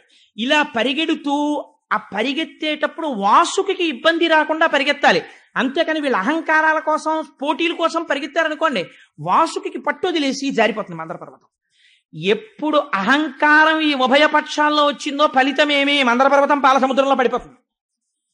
కాబట్టి అది పట్టుకోలేని స్థితి వస్తుంది. కాబట్టి ఇప్పుడు ఏం చేశారు, మొదట బాగానే మొదలెట్టి పర్వతాన్ని తీసుకెళ్లారు, అందులో పెట్టారు. పట్టుకోండి పట్టుకోండి అన్నారు, ఇటు పట్టుకున్నారు, పట్టుకోండి అన్నారు, పట్టుకున్నారా మొదలెట్టండి, మీరా మేమే మేము వచ్చేస్తున్నాం అన్నారు, మీరు అటు పరిగెత్తండి అన్నారు, ఇటు నుంచి ఇటు పరిగెత్తారు. మీరు భాగవతంలో చూడాలండి, గిర్ర గిర్ర గిర్ర గిర్ర గిర్ర గిర్ర ఇటు తిరిగిద్దిట, బుగ బుగ బుగ బుగ బుగ పాలసముద్రం లేచిందిట. మరి తిప్పితే ఊరుకుంటుంది పాలసముద్రం. చర్ చెస్ చర్ చెస్ అని చప్పుడు వస్తోందిట. నురగలు లేచాయిట, తుంపర్లు లేచాయిట, కెరటాలు లేచాయిట, బెగ్గురు పక్షులు, పావులు, తాబేళ్లు, చేపలు, మొసళ్ళు ఎగిరెగిరి పడిపోతున్నాయిట, కొన్ని చచ్చిపోతున్నాయిట.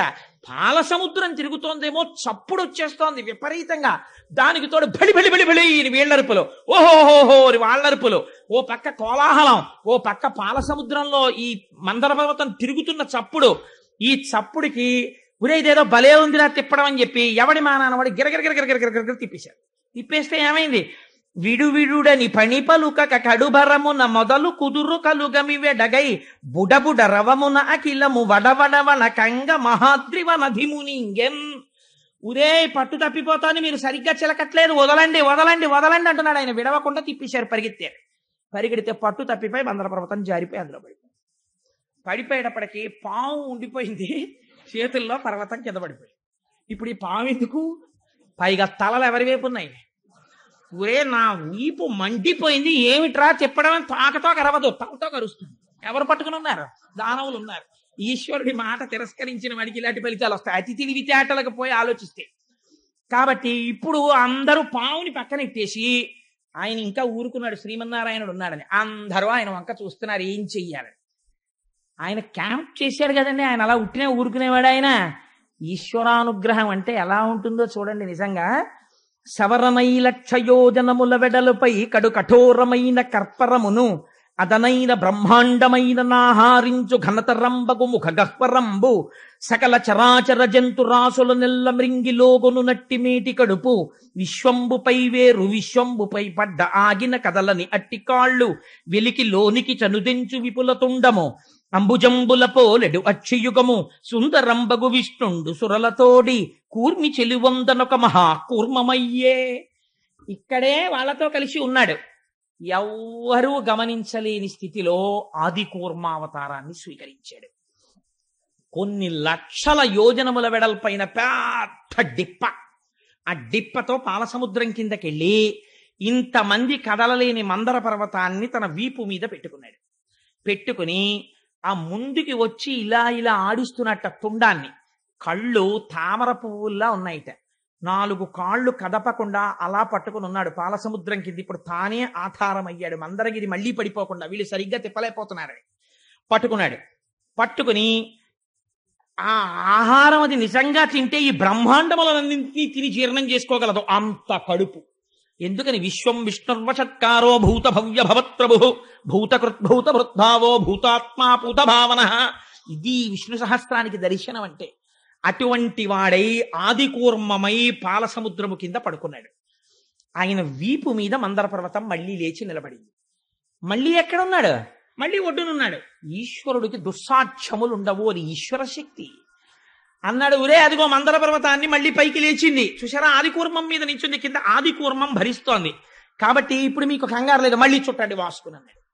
అంటే ఆయన అన్నాడు, బాబోయ్ నాకు ఒరుసుకుపోతోంది అన్నాడు. నీకేం పర్వాలేదు, నేను రక్ష చేస్తానన్నాడు. మళ్ళీ చుట్టారు. ఇంత మందర పర్వతం వీపు మీద తిరిగిపోతుంటే ఆదికూర్మానికి బాధ పెట్టదా అంటే, ఆయనకి ఎప్పటి నుంచో కొద్దిగా వీపు దురదెడుతోంది, గోకేవాడి కోసం చూస్తున్నాడు. అందుకని మందర పర్వతం తిరిగితే ఆయన దురద తీరలేదు అన్నారు పోతన గారు.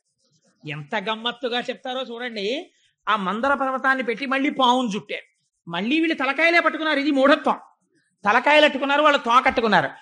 మళ్ళీ మొదలెట్టండి అన్నారు. మళ్ళీ ఇద్దరు మళ్ళీ మొదలు పెట్టారు. ఈసారి మళ్ళీ సంతోషం ఎక్కువైపోయింది. ఎందుకంటే ఇప్పుడు ఇంక టాలెంట్ ఎక్కర్లేదు, కింద ఆదికూర్మ ఉంది, మందరగిరిని తిప్పేస్తే చాలు. ఎంత సంతోషం వచ్చేసిందో. వచ్చేసి పెద్ద పెద్ద అరుపులు మొదలెట్టారు. తిప్పండి అంటే భుజాలు తరుచుకుంటున్నారు, పేర్లు చెప్పుకుంటున్నారు, బిరుదులు చెప్పుకుంటున్నారు. ఇటువైపు బలి చక్రవర్తి ఉన్నాడు, ఇటువైపు విరోచనుడు పుట్టబోతున్నాడు, మేము ప్రహ్లాదుడి వంశంలో వాళ్ళం అంటున్నారు. పేర్లు చెప్తున్నారు, పెద్ద చప్పుళ్ళు చేస్తున్నారు, అల్లర్లు చేస్తున్నారు, పరిగెడుతున్నారు. ఇటు వాళ్ళు ఇటు పరిగెడుతున్నారు, అటు వాళ్ళు అటు పరిగెడుతున్నారు. ఇటు పరుగు అటు పరుగు, ఇటు పరుగు అటు పరుగు. భూమి అదిరిపోతోంది. ఈ పాల సముద్రాన్ని చిలికేస్తుంటే మొత్తం సముద్రం అంతా పైకి లేస్తోంది, కింద పడుతున్నాయి కెరటాలు. అడుగున ఉన్నటువంటి అనేకమైనటువంటి జీవరాశులు కల్లోల పడిపోతున్నాయి. తిమింగలాలు కూడా ఆ మందరగిరి తిరుగుతున్నప్పుడు దాని అంచులు తగిలి, దెబ్బలు తగిలి అటు ఇటు నోళ్లు తెరుచుకుని తిరుగుతున్నాయి. సిద్ధులు, చారణులు, యక్షులు, గంధర్వులు, కిన్నెరులు, కింపురుషులు, దేవతలు ఆకాశంలో నిలబడిపోయారు. ఏమాశ్చర్యం, వాసుకుని తాడుగా పట్టుకుని శ్రీమన్నారాయణుడు కూడా చిలుకుతున్నాడు అని ఆకాశం అంతా నిలబడి చూస్తున్నారు. ఏమిటని? ఈ చప్పుడు ఎంత దూరం వచ్చిందో తెలుసా అండి? ఒక్కొక్క ఫ్యాక్టరీలో ఒక్కొక్కసారి వచ్చిన శబ్దానికి ఊరు ఉలిక్కి పడిపోతుందే. అలా ఈ మందర పర్వతం తిరుగుతుంటే అప్పాలవెల్లి లోపల అప్పటికప్పటికి మందరాగము తిరుగన్ చప్పుడు నిండెన జాండము చప్పెడిదే మధుని చెవులు చిందరగొనియన్. ఎక్కడో సత్యలోకంలో భావసమాధిలో ఉన్నాడు చతుర్ముఖ బ్రహ్మగారు. ఈ చప్పుడు ఆయన చెవుల్లో పడి ఆయన బహిర్ముఖుడయ్యాడు. కమండలం పట్టుకుని సత్యలోకంలోంచి బయటికి వచ్చాడు. ఏమిట్రా ఈ అల్లరి, ఏమిటి చప్పుడు అన్నాడు. స్వామి ఆశ్చర్యం, పాలసముద్రం చిలుకుతున్నారు చూడండి, నారాయణుడు కూడా ఉన్నారన్నారు. ఆయన కూడా పైనుంచి కిందకి చూస్తున్నారు. పాలసముద్రం చిలుకుతుంటే హోరెత్తిపోతోంది. చిత్రం ఏమిటో తెలుసా అండి? చిలికేసేటప్పుడు ఎంత సరదాగా ఉందో. ఇంతకు ముందు ఎప్పుడు చెయ్యని పని కదా, ఇలా పరిగెత్తడం, అలా పరిగెత్తడం, ఈ పావట్టుకు తిప్పేస్తుండడం. కింద ఆదికూర్మ ఉంది, వీళ్ళకి తెలియట్లేదు, తిరిగేస్తోంది మందర పర్వతం. మంచి సంతోషంగా పరిగెడుతున్నారు. ఈ తిప్పడంలో ఆలోల జలధి లోపల నాలోన విడచి సురల బర్రపన్ గీలా కోలాహలమున హాలాహల విషము పుట్టె అవనీనాథ. ఆయన చెప్పేశాడు, హాలాహలం ముందు పుట్టుకొచ్చింది, అమృతం రాలేదు. అది ఒక్కసారి పాలసముద్రం మించి పైకి లేచింది. ప్రళయకాలంలో పుట్టే అగ్నిహోత్రం ఎలా ఉందో అలా ఉంది, వెంట తరుగుతోంది. ఈ దేవతలు, రాక్షసులు వాసుకుని వదిలిపెట్టేశారు. చతుర్ముఖ బ్రహ్మగారు సత్యలోకంలో ఉన్నవాడు, ఆయన కూడా పరుగు మొదలెట్టాడు. ఆయన శ్రీమన్నారాయణుడు రక్షించడం కోసం వాళ్ళతోనే ఉన్నాడండి పరమాత్మ. అందరూ కలిసి పరిగెత్తారు. ఎక్కడికి పరిగెత్తాలి? ఇప్పుడు ఎవరు రక్షిస్తాడే? పర్వతాలు కాలిపోతున్నాయి, గుహలు కాలిపోతున్నాయి, మనుషులు కాలిపోతున్నారు, సిద్ధుల విమానాలు కింద పడిపోతున్నాయి, లోకాలన్నీ అగ్నిహోత్రం ప్రబలిపోతోంది, అరణ్యములు దహించుకుపోతున్నాయి, ప్రాణులు మాడిపోతున్నారు. శని కైలాసముజొచ్చి శంకరుడి వాసద్వారముంజేరి ఈశుని దవ్వారికు లడ్డుపడ్డ తలమంచుంజొచ్చి కుయ్యో మొర్రో విను మాలింపుము చిత్తగింపుము దయన్ వీక్షింపు మంచంబుజానన ముఖ్యల్కని రక్తరక్షణ కళ సంరంభునిన్ శంభునిన్ అంటారు పోతన గారు. పరిగెత్తి పరిగెత్తి కైలాస పర్వతం మీద ఉన్నటువంటి పరమశివుని యొక్క అంతఃపురం దగ్గరికి వెళ్ళి దవ్వారికు లడ్డుపడ్డా. ఏమిటి ఇంతమంది పరిగెత్తుకొచ్చి లోపలికి వెళ్ళిపోతున్నారు? వెళ్ళకూడదని శూలాలు అడ్డెట్టారు. ఉండవయ్యా బాబు, వెనకాల హాలాహాలం తరుగుకొచ్చేస్తోందని శూలాలు తోసేసి లోపలికెళ్ళి ఇంకా లోపల గదిలోకి వెళ్ళకూడదని అక్కడే నిలబడి కుయ్యో మొర్రో విను మాలింపుము చిత్తగింపుము దయన్ వీక్షింపు మంచంబుజానన ముఖ్యల్. పోతన గారు లైవ్ టెలికాస్ట్ అండి. ఘంటం పరిగెడుతోంది కానీ ఇక్కడ దర్శనం చేస్తూ ఆ ఘంటం వెళ్ళిపోతోంది, ఆంధ్రీకరణ. అలాంటప్పుడు అయ్యా మహానుభావ, సాంబ సదాశివ, శంభో మహాదేవ ఇలాంటి స్తోత్రాలు చేయరు. ఓయమ్మో వచ్చేస్తోంది అగ్నిహోత్రం, బాబోయ్ స్వామి రండే రండే అంటారు. అందుని కుయ్యో మొర్రో తెలుగు మాటలు యథాతథంగా వేశారు పోతన గారు. విను మాలింపుము చిత్తగింపుము దయన్ వీక్షింపుమన్ సంబుజానన ముఖ్యల్. బ్రహ్మాది దేవతలు అరుస్తున్నారు బయట. నిలబడుతుంటే పార్వతీ సహితుడై లోపలున్నాడు స్వామి. విన్నాడు, అయ్యో ఏదో ఆపదొచ్చినట్లుంది పార్వతి అని గబగబ బయటకు వచ్చేసాడు స్వామి. వాళ్ళు వచ్చేసారు. ఇప్పుడు కూర్చోండి లోపల నుంచి కుర్చీలు పట్టరా, చాలా మంది వచ్చేసారు. లేకపోతే అలా సప్లై ఆఫీస్కి వెళ్ళి 4 కుర్చీలు అట్రా, లేకపోతే నా తపశ్శక్తితో 4 మంటపాలు నిర్మిస్తాను అనరు. ముందు వాళ్ళందరూ ఇలా చెమట్లు తుడిచేసుకుని బాబాయ్ స్వామి వచ్చారు, చెప్పండి అన్నారు. ఏమొచ్చిందిరా మీ అందరికీ, ఏమైంది అన్నాడు స్వామి. అంటే వీళ్ళకి మాత్రం ఇంకా లౌకిక బుద్ధి పోలేదు. ఎంత తెలివితేటలుగా మాట్లాడతారో చూడండి. స్వామి పాలసముద్రం చిలికాం, ఎప్పుడు బతికుండిపోదామని, అందులోంచి హాలాహలం వచ్చింది, మీరు బుచ్చేసుకోండి అంటే కోపడతాడేమోనని. మరి ఆయన అంటే మాటలేంటి? జగత పితరౌ వందే పార్వతీ పరమేశ్వరౌ, మొత్తం విశ్వానికి తండ్రి. అందుకని ఆయన దగ్గరికి వెళ్ళి భూతేశ భూతాత్మ భూతభావన రూప దేవ మహాదేవ దేవవంద్య, ఈ లోకములకెల్ల ఈశ్వరుండవు నీవు, బంధమోక్షములకు ప్రభుడవీవు, శక్తియుతుడవీవు, శబ్ద యోనివీవు, జగదంతరత్నవీవు, ప్రాణమరయ అఖిలమునకును. అందుకని స్వామి నువ్వు అటువంటి వాడివి. అగ్నిముఖంబు పరాపరాత్మకమాత్మ కాలంబుగతి రత్నగర్భపదము శ్వశనంబు నీ యూర్పు రసన జలేషుండు, దిశలు కర్ణంబులు దివము నాభి సూర్యుండు కన్నులు, శుక్లంబు సలిలంబు జఠరంబు జలతులు చెదలు శిరము, సర్వౌషధులు రోమచయము, శల్యంబులద్రులు మానసమృతకరుండు, ఛందములు ధాతువులు ధర్మసమితి హృదయము, ఆస్య పంచకముపనిషద ఆహ్వయంబు అయిన నీరూపు సదసత్వమై శివాఖ్యయై స్వయం జ్యోతియ్యొప్పు ఆజ్యమగుచు సమస్త బ్రహ్మాండములను ఈశ్వర స్వరూపంగా చెప్పేశారు. ఈశ్వర, ఈ విశ్వమంతా నిండి నిబిడీకృతమైనటువంటి వాడివి నువ్వే, నువ్వు తండ్రివి. మేము చెయ్యకూడనటువంటి పని ఒకటి చేశాం. భుజశక్తి, ఒంటికి తీట ఉంది కదా అని ఎవరిని ముందు ప్రార్థన చేసి మొదలు పెట్టాలో, ఇంట్లో ఏదైనా ఒక మంచి కార్యం చేస్తుంటే ఒక సంప్రదాయం ఉంటుంది. ముందు తన తల్లిదండ్రులకు నమస్కారం చేసి, అందుకే బట్టలు పెట్టి పీటల మీద కూర్చుంటారు. ఆ జగత పితరౌ వందే పార్వతీ పరమేశ్వరౌ వాళ్ళకి నమస్కరించలేదు, నేర్పాలి పాఠం అనుకున్నాడు స్వామి వీళ్ళకి. అందుకని ఏమైంది, ఇప్పుడు వెళ్ళి చెప్తున్నారు భుజశక్తిని. వెళ్ళి ఆ మందర పర్వతాన్ని పెట్టి చిలికితే అమృతం రాలేదు. హాలాహలంబు జనించే ఏరి కలంఘమై భవనంబు కోలాహలంబు చేసి చిచ్చు లాగమంగుని ప్రాణి సందోహమున్ బ్రతికింపవేదయ దొంగిలింపకనీశ్వర. స్వామి హాలాహలం బుట్టి లోకాల్ని కాల్చేస్తోంది, అది నువ్వు ఏమనుకోకు, ఇలా అన్నామని నువ్వు బుచ్చేసుకో స్వామి అన్నారు. అని పైగా ఓ మాట చెప్పారు, 3 లోకములకు 3 కాలములకు 3 మూర్తులకు నువ్వు మూలమగుచు. నువ్వే భూత భవిష్యత్ వర్తమాన కాలముల రూపంలో ఉంటావు, నువ్వే బ్రహ్మ విష్ణు మహేశ్వరుల రూపంలో ఉంటావు, నువ్వే సృష్టికర్త స్థితికర్త ప్రళయకర్త రూపంలో ఉంటావు. అందుకని 3ంటికి ఆధారమైనటువంటి మూల పురుషుడు కనుక ఈశ్వర నువ్వు పుచ్చేసుకో. లంపటము నివారింపను సంపద కృప చేయ జయము సంపాదింపన్ చంపెడి వారి వధింపను సోంపారగ నీక చెల్లు సోమార్థధరా. ఈశ్వర లంపటము నివారింపను, జ్ఞానం కలగాలంటే మనంత మనకి కలదు, శివానుగ్రహం ఉండాలి, ఉంటేనే లంపటం తొలగుతుంది. లంపటము నివారింపను సంపద కృప చేయ, జ్ఞానం ఇస్తాడు కాబట్టి ఐశ్వర్యం ఇవ్వడనుకుంటారు చాలా మంది. ఐశ్వర్యమునకు అసలైనటువంటి స్థానమేది మీకు నేను ఒక పరమ యథార్థం చెప్పనండి. శివ పూజ. లక్ష్మీ కటాక్షం ఎక్కడి నుంచి వస్తుందంటే శివ పూజలోంచే వస్తుంది. మారేడు దళాన్ని శివలింగం మీద పడితే వెనకాల ఉన్నటువంటి ఈన శివలింగానికి తగిలిందా వెంటనే ఐశ్వర్యం వచ్చేస్తుంది. మారేడు దళం బోర్లా పడిందా జ్ఞానం వస్తుంది. రెండూ కూడా ఫలితాలని ఇచ్చేస్తాయి. అందుకే శంకరుడి దగ్గరికి వెళ్ళి మారేడు దళంతో చేసేటప్పుడు కొన్ని నామాలు చెప్తారు. ఓం నిధనపతయే నమః, ఓం నిధనపతాంతికాయ నమః, ఓం ఊర్ధ్వాయ నమః, ఓం ఊర్ధ్వలింగాయ నమః, ఓం హిరణ్యాయ నమః, ఓం హిరణ్యలింగాయ నమః, ఓం దివ్యాయ నమః, ఓం దివ్యలింగాయ నమః అంటూ ఆ దళాలు వేస్తారు.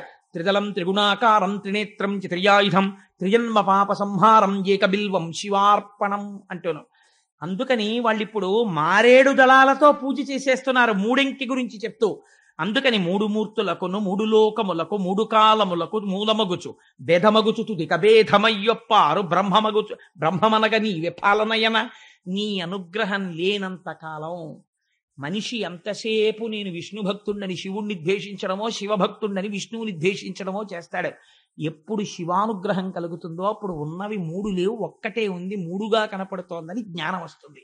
అందుకని పాలనయనా, మూడవ కన్నున్నవాడా నువ్వు ఆ జ్ఞానం ఇవ్వాలి. ఈశ్వర నువ్వు మాత్రమే మమ్మల్ని రక్షించాలి, ఈ హాలాహలాన్ని నువ్వు పుచ్చుకో అన్నాడు. అందుకని శంకరుణ్ణి లోకములకు తండ్రి అని పిలిచారు. తండ్రికి ఒక లక్షణం ఉంటుంది. కొడుకు ఐశ్వర్యం ఉన్నప్పుడు తండ్రి గుర్తు రాకపోవచ్చు కొడుక్కి, కానీ తండ్రికి కొడుకు ఎప్పుడు జ్ఞాపకం ఉంటాడో తెలుసా అండి? కొడుకు సుఖపడితే తండ్రి తాను సుఖపడకపోయినా ఆనందిస్తాడు. వాడు ఏసీలో ఉన్నాడు, వాడు కారులో ఉన్నాడు, వాడు సంతోషంగా ఉన్నాడు, వాడు ఆరోగ్యంగా ఉన్నాడంటే ఇక్కడ తండ్రి ఓ పెంకుటింట్లో ఉన్నా ఓ డాబా ఇంట్లో ఉన్నా పోన్లే నా కొడుకులు సుఖంగా ఉన్నారు, నా కోడళ్ళు సుఖంగా ఉన్నారు, నా కూతుళ్ళు సుఖంగా ఉన్నారు, అల్లుళ్ళు సుఖంగా ఉన్నారు అంటాడు. కొడుక్కి ఆపదొచ్చి తనకి ఆరోగ్యంగా ఉన్నా సరే వెంటనే కళ్ళంబట నీళ్లు పెట్టుకుని నా కొడుక్కి అయ్యో ఆపదొచ్చిందని ఒక్కనాడు తన దగ్గరికి రాని వాడి దగ్గరికి తాను పరిగెడతాడు. తండ్రికి ఈ లక్షణం ఉంటుంది, కొడుకు సంతోషంగా ఉండాలని కోరుకుంటాడు. ఇది తండ్రి అయినటువంటి శంకరుడు ఎందుకు చూపిస్తున్నారు పోతన గారు. ఎవరికీ అక్కర్లేని హాలాహలాన్ని శంకరుడు పుచ్చుకుంటే మరి ఆయనకి రాదండి ప్రమాదం. ఇప్పుడు ఆయనకి ప్రమాదం వస్తే బాధపడే వాళ్ళు ప్రపంచం మొత్తం మీద ఎవరు కనపడుతున్నారు చెప్పండి నాకు? ఒక్క పార్వతీదేవే కనపడుతోంది. మిగిలిన వాళ్ళందరూ అయ్యా మీరు బుచ్చేసుకోండి, మీరు బుచ్చేసుకోండి, మీరు బుచ్చేసుకోండి అనేవాళ్లే.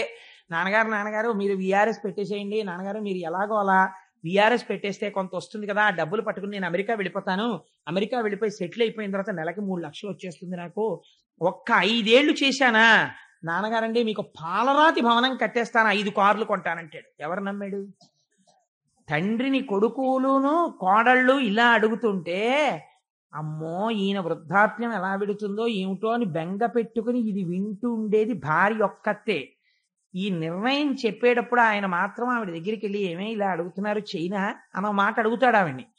లోకమంతా ఒకలా ఉన్నా తన భార్యతో భర్త ఎలా ఉండాలో, ఎలా ఉంటే తల్లిదండ్రులు అనిపించుకుంటారో చూపిస్తున్నారు పోతన గారు. నేనండే మా ఆవిడికేం చెప్పను, నేనే చేస్తాను అన్నీని అన్నవాడు ధూర్తుడు. భార్యకి చెప్పాలి, అది గౌరవం. నీ జీవిత భాగస్వామి, నీ ఆత్మ, నీ ఊపిరి. తెలిసి తెలియని వాళ్ళు మగవాడు ఏదో గొప్పవాడైపోయాడు, ఆరతి తక్కువైపోయింది అంటారు, కానీ ధర్మశాస్త్రాలు ఎక్కడ అలా మాట్లాడలేదు. ఎక్కడ మాట్లాడినా భార్యకి పెద్దపీట వేసి మాట్లాడే.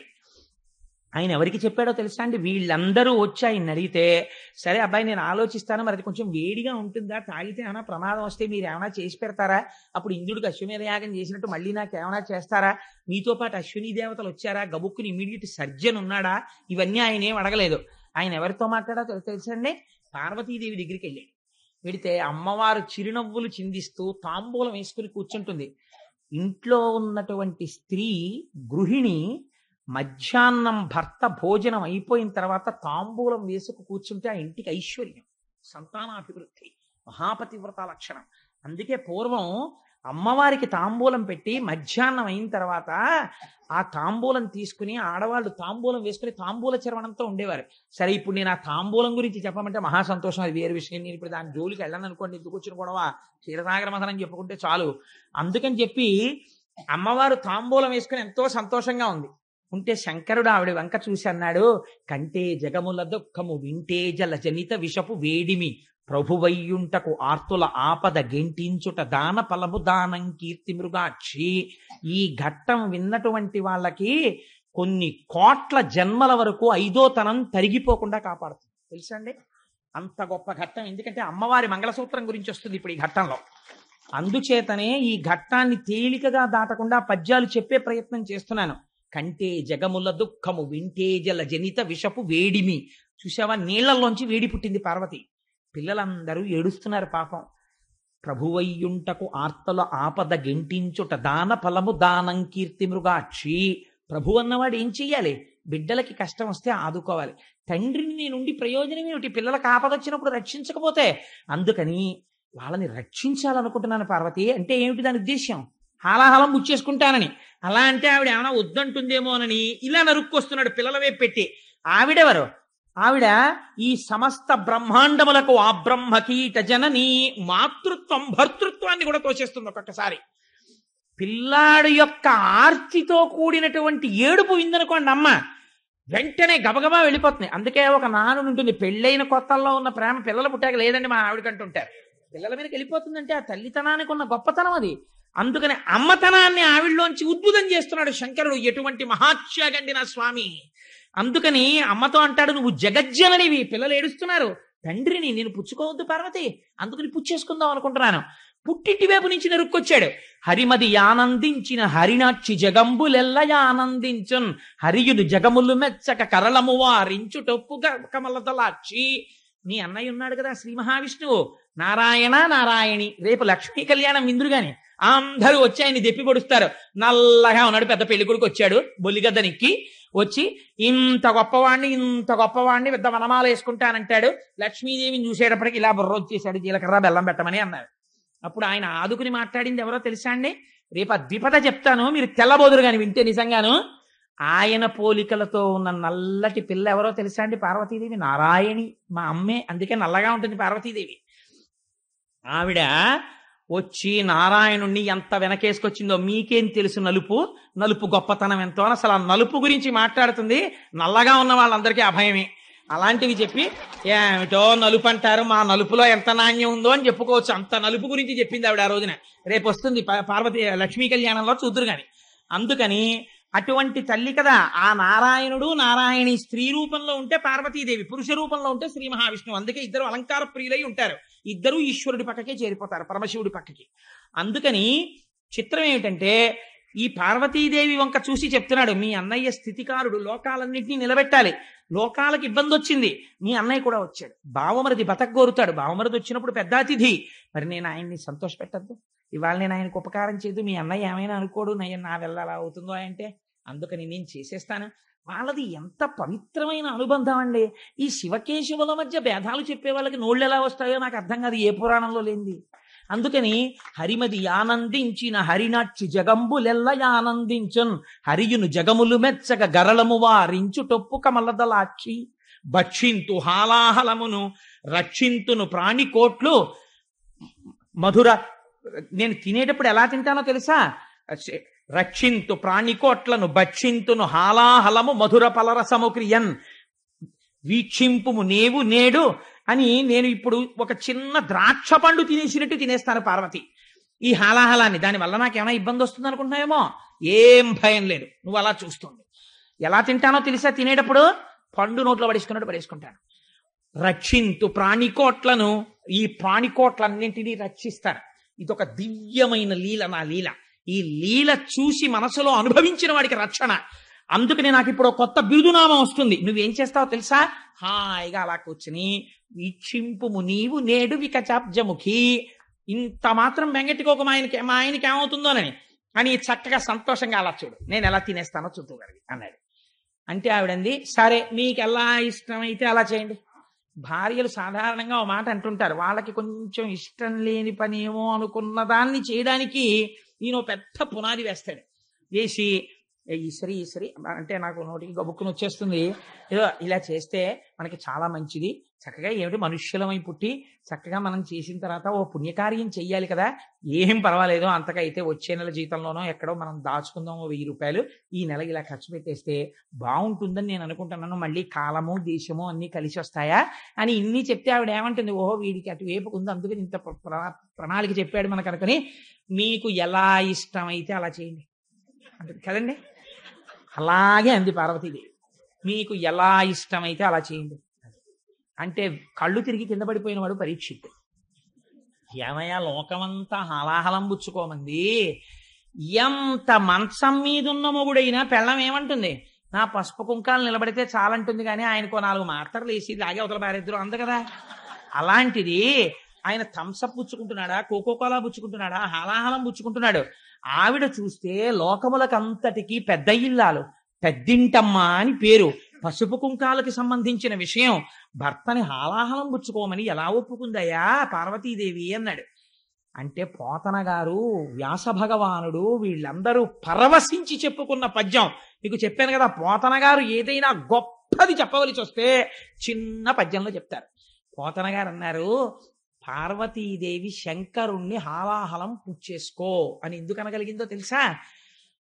మృంగెడివాడు విభుండని మృంగెడిది యుగరళ మనియు మేలని ప్రజకున్ మింగమని సర్వమంగళ మంగళ సూత్రము నెంతమది నమ్మినదో. ఆవిడ శంకరుడు విషం తాగుతున్నాడని తెలుసు, విషం తాగితే ప్రమాదమని తెలుసు, తాగుతున్నవాడు తన భర్తని తెలుసు, అయినా తాగమంది. ఎందుకంతో తెలుసా? ఆవిడ సర్వమంగళ, ఆవిడ సర్వమంగళయ్యి ఆవిడ మెడలో మంగళసూత్రం ఉండగా శంకరుడికి ఇబ్బంది ఎందుకు వస్తుందయా? తాగేయమంది. తన మెడలో ఉన్న మంగళసూత్రమును సర్వమంగళ అన్న దేవత ఉన్నది. అందుకే స్త్రీ నిద్రలేస్తే పక్కన ఉన్న భర్త పాదములకు నమస్కరించరు, లేవగానే ముంద తాళిబొట్టు తీసి నమస్కరిస్తారు. అలా నమస్కరించగలిగినటువంటి స్త్రీల వలన ఈ దేశానికి ప్రపంచవ్యాప్తంగా గౌరవం వచ్చింది. లేకపోతే ఎక్కడుందండి ఇటువంటి స్త్రీ జాతి వేరొక దేశంలో? ఇవాళ కలిసి ఉంటే కలిసి ఉండడం, పప్పు మాడిపోయిందంటే విడాకులు ఇచ్చి వెళ్ళిపోవడమే. కానీ ఎంత ధూర్తుడైనా లేవగానే ఇలా కళ్ళకద్దుకొని, అమ్మా సర్వమంగళ, నన్ను కొట్టిన గాడిది కొడుకు కూడా ఇలాగే బతికుండాలని కోరుతుంది ఆ స్త్రీ. ఇది స్త్రీ జాతి ఔన్నత్యం ఈ దేశంలో. దీని గురించి తక్కువ చేసి మాట్లాడటం ఎప్పుడూ చేయలేదు పురాణాల్లో. కాబట్టి మంగళసూత్రము నెంతమది నమ్మినదో, శంకరుడి జీవనమునకు హేతు పార్వతీదేవి మెడలో మంగళసూత్రం అని తీర్పిచ్చారు పోతన గారు. మా శంకరాచార్య స్వామి అయితే సౌందర్యలహరిలో ఇంకో అడుగు ముందుకేసి, సుధామప్యాస్వాద్య ప్రతిభయజరా మృత్యుహరిణీం విపద్యంతే విశ్వే విరిశతమఖముఖాద్యాది విశదః కరాళం యక్షేళం కబలతవ తక్కాల కలనా నశంభోస్తన్మూలం తవజనని తాటంక మహిమా అన్నారు. అమ్మా ఆనాడు శంకరుడు ఏమిటో వెళ్ళాడు, హాలాహలం మింగేశాడని తెలియక వీళ్ళందరూ చెప్పుకుంటారు, ఆయన గొప్పే ఉందమ్మా, అలా మింగేశాడంటే కారణం నీ చెవులకు పెట్టుకున్న తాటంకాలమ్మా అన్నారు. ఆడదాని సౌభాగ్య వస్తువుల్లో చెవులకు పెట్టుకునేటటువంటి ఆభరణాలు ఒకటి. ఎట్టి పరిస్థితులలో భర్తకి చెవికి ఆభరణం లేకుండా కనపడకూడదు స్త్రీ. ఏ కారణం చేతనైనా తాటంకములను తీయవలసి వస్తే ఏవి పడితే అవి చెవిలో పెట్టుకుని ఉండడానికి వీలు లేదు. అది గండకాలమైతే భర్తకి తీసుకొచ్చేస్తుంది మృత్యువుని. ఏవి పెట్టుకోవాలి? 4 తాటాకులు తెప్పించుకుని చీల్చుకుని, అందుకే అమ్మవారికి సౌభాగ్యదాయిని అని పేరు. ప్రపంచంలో 8 ఉన్నాయి సౌభాగ్య వస్తువులు. వీటిని కాలితో తంతే లక్ష్మీదేవి వెళ్ళిపోతుంది. అందులో ఉప్పు ఒకటి. అందుకే ఉప్పొద్దు అని కానీ ఉప్పు తగ్గిందని కానీ భోజనం దగ్గర అనరు. భోజనం అయిపోయిన తర్వాత చెప్తారు ఉప్పు తగ్గిందని. అందుకే ఉప్పు తగ్గిందని ఉప్పు లేదని అనకూడదు కాబట్టి ఉప్పు చివర వేసి వదిలేస్తారు తప్పించి. ఉప్పు అంత మంగళ వస్తువు తెలుసా అండి. అందుచేత ఉప్పు, పెరుగు, అనుములు, తాటి చెట్టు ఇలా కొన్ని ఉన్నాయి. ఆ తాటాకు ఎందు అమ్మవారి తత్వం ఉంటుంది, సౌభాగ్య వస్తువు. అందుకే తాటంక మహిమ అంటారు. అసలు అప్పుడప్పుడు చెవులో తాటాకు పెట్టుకుంటూ ఉండాలి. పూర్వం తాటాకే పెట్టుకునేవారట, అందుకే తాటంక మహిమ అంటారు. తాళి అన్నది కూడా తాళ. పూర్వం తాటాకు కట్టించేవారు మంగళసూత్రంలో. నాకు అప్పుడప్పుడు కోరిక అనిపిస్తుంటుంది, ఉన్నది ఒక్కతే కూతురు కదా కొడుకును, అందుకని నా కూతురు పెళ్లికి వీలైతే మగ పెళ్లి వారు అంగీకరిస్తే మంగళసూత్రంలో తాటాకు కూడా కట్టిద్దాం అనుకుంటుంటాను. కవజన తాళ కదా, అది కదా సౌభాగ్య వస్తువు అని. అందుచేత ఆ తాటి ఆకు ముక్క చెవిలో పెట్టుకుని ఆభరణాన్ని తీయాలి తప్ప అలా ఎప్పుడు పడితే అప్పుడు చెవికి ఉన్న ఆభరణం తీయకూడదు. ఒకవేళ తీసినా భర్తకి కనపడకూడదు. ఆ చెవికి ఆభరణాలు లేనప్పుడు చెప్పాలి, ఏమంటే మీరు కాసేపు నన్ను చూడకూడదు అని చెప్పాలి. చెప్పి మళ్ళీ ఆభరణం కడుక్కుని మళ్ళీ పెట్టుకున్నాక భర్తని చూడాలి. ఈలోగా గబుక్కుని ఎవరైనా చూస్తారేమో అని తాటాకు పెట్టుకుని ఉండాలి. చెవి ఆభరణానికి మన ధర్మశాస్త్రంలో అంత గొప్ప స్థానం ఉంది. అది భర్త ప్రాణాల్ని నిలబెడుతుంది చెవితాటంకం. సరే, అందుచేత అమ్మా మంగళసూత్రము నెంతమది నమ్మినదో, ఆ తల్లి మంగళసూత్ర మహాత్యమయ్యా. తన చుట్టూంచుర సంఘముల్ జయ జయధ్వానంబులన్ బొబ్బిడన్ ఘనగంభీరవంబుతో శివుడు లోకద్రోహి ఉంపోకు రమ్మని కింగేల తమల్చి కూర్చి కటిగానంకించి జంబూపలంబున సర్వంకశమున్ మహావిషమున్ ఆహారించి హేలాగతిన్. దేవతలందరూ జయ జయధ్వానాలు చేస్తుంటే శంభో శంకర హర హర మహాదేవ అని అరుస్తుంటే సింహాసనం దిగి ఎదురొచ్చి ఎక్కడికి పోతావే హలాహలమా రా అని ఆయన ఎదురెళ్ళి దాన్ని పట్టుకుని చేతిలో పట్టుకుని నలిపి ఉండ చేసి నేరేడు పండంత చేసి గభాల నోట్లో పడేసుకుని మింగేశాడు. మింగేస్తే మరి ఆయనకి ఏమైపోలేదా అని అనుమానం వస్తుందేమో అని వెంటనే పోతన గారు చెప్పారు. కదలంబారవు పాప పేరు వడలన్ ఘర్మాంబు జాలంబు పుట్టదు నేత్రంబులు నెర్రబారవు నిజ జూటాచంద్రుడున్ కందడున్ వదలాంభోజము వాడదా విషమును ఆహ్వానించుచో డాయుచో పదిలంబై కడిచేయుచో దిగుచుచో భక్షించుచో మృంగుచోన్. ఎదురెళ్ళినప్పుడు కాని, పట్టుకున్నప్పుడు కాని, ముద్ద చేసినప్పుడు కాని, నోట్లో పెట్టుకున్నప్పుడు కాని, మింగినప్పుడు కాని వేడి చేసి ఓ పొక్కు పుట్టలేదు ఆయన ఒంటి మీద. ఇంత చల్లటి చంద్రుడు కందిపోలేదు. పిల్లపాములు ఆయన ఉంగరాల కింద పెట్టుకుంటాడు, చుట్టుకుంటాడు. ఓ పిల్లపాము వేడిగా ఉందని పక్కకి జారిపోలేదు. అలా నవ్వుతూ కూర్చున్నాయి. ఆయనకి ఒంటి మీద ఓ పొక్కెక్కలేదు, ఓ వేడి చేయలేదు. అలా చల్లటి చూపులతో అలాగే ఉన్నాడు. శంకరుడి పాదములను నమ్ముకున్నవాడు కూడా హాలాహలం లాంటి కష్టం వచ్చినా అలాగే ఉంటాడు చల్లగా. నా స్వామి పాదములు పట్టి ఉన్నాడు కాబట్టి వాడికి బెంగ ఉండదు.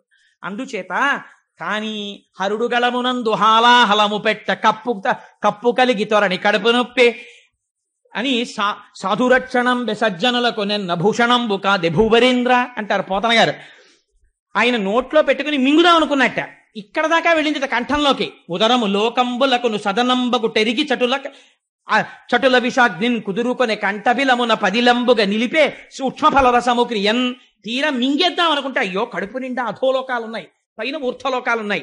మింగేస్తే అధోలోకాలు కాలిపోతాయని మింగలేదుట. కక్కితే ఊర్ధ్వలోకాలు పోతాయి. పైకి వదలలేదు, కిందకి వదలలేదు. ఈ కంఠంలో పెట్టుకున్నట్టే. పెట్టుకుంటేట చాలా సంతోషించింది. ఎవరోట తెలుసా అండి? పార్వతీదేవి. ఎందుకోట తెలుసా? భాగవతంలో లేదు కానీ నేను కలిపి చెప్తున్నాను. శంకరుడు మహాజ్ఞాని, తెల్లగా మెరిసిపోతుంటాడు. అసలు ప్రపంచంలో అందం ఎవరిదో తెలుసా అండి? శంకరుడిది. లింగ పురాణంలో చెప్తారు శివుడి అందం అంటే ఎలా ఉంటుందో. సామాన్యమైన అందం కాదైంది. అప్రాకృత శరీరం తం అతిమన్మథరూపిణం ఘృతరీతి ఘనీభూతం సచ్చిదానంద విగ్రహం. అలా ఉంటాడు ఆయన. పేరుకున్న నెయ్యిలా ఉంటాడు, అంత తెల్లగా. అటువంటి మహాత్ముడు మహాజ్ఞాని. మెళ్ళో ఓ పూసల గొలుసు కూడా వేసుకోడు బంగారంది. పార్వతీదేవో సమస్త ఐశ్వర్యములకు ఆటపట్టు. అమ్మవారికి కోరికుండేదట మా ఆయన కూడా చక్కగా ఏమైనా నీల పతకం ఉన్న గొలుసు ఒకటి వేసుకుంటే ఎప్పుడైనా అలా ఉత్తరీయం వేసి కూర్చుంటే ఆ తెల్లటి గుండెల మీద నీలం పతకంతో గొలుసు వేసి కూర్చుంటే ఎంత బాగుంటాడో అనుకునేది. ఎప్పుడైనా వెళ్ళి ఏమండి ఈ పండక్కి అక్కర్లేదు, ఈ పావులు చాలు అనేవాడు నాగభూషణుడు. అందుకని చంద్రోద్భాసిత శేఖరే స్మరహరే గంగాధరే శంకరే సర్పైర్భూషిత కంఠకర్ణ వివరే నేత్రోద్ధ వైశ్వానరే దంతిత్తకృత సుందరాంబరధరే త్రైలోక్య సారే హరే మోక్షార్థం కురుచిత్త వృత్తి మమలాం అంతైస్తు కింకర్మభిహి అంటారు శంకర భగవత్పాదులు. ఆయన చేసిన లీలల వల్ల ఆయనకి ఆభరణాలు వచ్చాయి. అందుకని నాగాభరణుడు ఆయన. అందుకని ఆయన ఏం పుచ్చుకోడు. కానీ ఇవాళ కంఠంలో నీలంగా ఉండిపోయిందిట ఆ విషం. ఉండిపోతే పార్వతీదేవి అనుకుందిట, అబ్బాయి నాళ్ళకి నీలమణి పెట్టుకుంటే కంఠం నీలంగా కాంతి పడి ఎలా ఉంటుందో మా ఆయన అలా ఉన్నాడని పొంగిపోయింది. లోకం పొంగిపోయిందిట. కడుపులోకి తీసుకోలేదు, బయటికి వదలలేదు, కంఠంలో పెట్టుకున్నాడని లోకం పొంగిపోయిందిట. అప్పటి నుంచి ఆయనకు పేరు వచ్చింది నీలలోహితుడు, నీలగ్రీవుడు అని. ఆయనకి నీలకంఠుడు అని పేరు. నీలకంఠ అని పిలిస్తే చాలట, ఓహో ఎవడో నేను చేసినటువంటి లీల స్మరించి పిలుస్తున్నాడని పొంగిపోతాట. అందుకే హాలాహల భక్షణ కథ హేలాగతి విన్న వ్రాయ నెలమిపటింపన్ వ్యాళానల వృశ్చికముల పాడైచట రెట్టి జనులు భయ విరహితులై. 3 ప్రమాదములు హాలాహల భక్షణం విన్న వాళ్ళకి జరగవు. ఏమిటో తెలుసా అండి? హాలాహల భక్షణం కథ విన్న వాళ్ళకి పాము కరవదు. హాలాహల భక్షణం కథని నమ్మిన వాళ్ళకి తేలు కుట్టదు. మీకు నేను ఆశ్చర్యకరమైన విషయం చెప్పనా? నేను ఒకసారి హాలాహల భక్షణం చదువుకుని 4 రోజులు పోయిన తర్వాత మా ఆవిడ భోజనానికి పిలిస్తే హాలాహల భక్షణం వింటే తేలు కుట్టదన్నారు కదా అని ఏదో ఆలోచిస్తూ పెద్దాపురంలో మా మామగారి ఇళ్లలో తేళ్లు ఎక్కువ ఉండేవి. నన్ను ఎప్పుడు తేలు కుట్టలేదు ఈశ్వరానుగ్రహం వల్ల. అందుకని ఎప్పుడన్నా కుట్టేస్తుందేమో అని భయం నాకు. అందుకని ఓ రోజు పైన చిడత ఇలా వేస్తూ ఏమిటే అని ఇలా అన్నాను. అని ఇలా చూసేటప్పటికి కరెక్ట్గా గడి ఇలా తిప్పడానికి చెయ్యి ఇలా తిరిగింది, తేలు కొండి ఇలా కొట్టింది. ఈ వేలు ఇలా దాటిపోయింది, కొండి తగిలింది. అంటే ఈ వేలు మీద తగలవలసింది, అంత గురి చూసి కొట్టినా కొండి తగలలేదు, ఆగిపోయింది. మీకు ఆశ్చర్యకరమైన సంఘటన చెప్పనండి. హాలాహల భక్షణమే నన్ను రక్షించిందేమో. నేను సామర్లకోటలో ఉద్యోగం చేసే రోజుల్లో ఒకసారి స్కూటర్ హెడ్ లైట్ వేయడం మర్చిపోయి వచ్చేసాను. వచ్చేస్తే పెద్ద నల్ల త్రాసు తిరుగుతుండేది, రోడ్డుకు అడ్డంగా పడుకుంది. నా వెనక కూర్చున్న ఆయన చూసి ఆవిడ పాము తిరుగుతున్నట్టుందండి అన్నాడు. టక్కన లైట్ వేసాను. లైట్ వేస్తే ఎదురుగుండా పాము. నా ప్రమేయం లేకుండా బ్రేక్ తొక్కేసింది కాలు. స్కూటర్ ఆగిపోయింది. స్కూటర్కు దరిద్రం ఉంటుంది, కాలు తీస్తే బ్రేక్ మించి ఎడంకాలు ఎత్తి స్కూటర్ మీద పెట్టుకుని ఉండడానికి ఉండదు, ఎందుకంటే ఓ కాలు కింద పెట్టి ఉండాలి. ఇలా ఉన్న పాము ఇలా వెనక్కి వచ్చింది తల. అప్పటికి దాని తోకటి ఉంది పొదల్లోకి, ఇలా పడగెత్తింది హెడ్ లైట్ కాంతిలో. నిజంగా నాకు ఇప్పటికీ మనస్సులో ఉంటుంది ఆ పడగ. మెరిసిపోతూ నాలుకలు 2 ఇలా బయటికి వస్తూ ఎర్రగా ఇలా ఇలా ఇలా ఇలా తిప్పింది తల.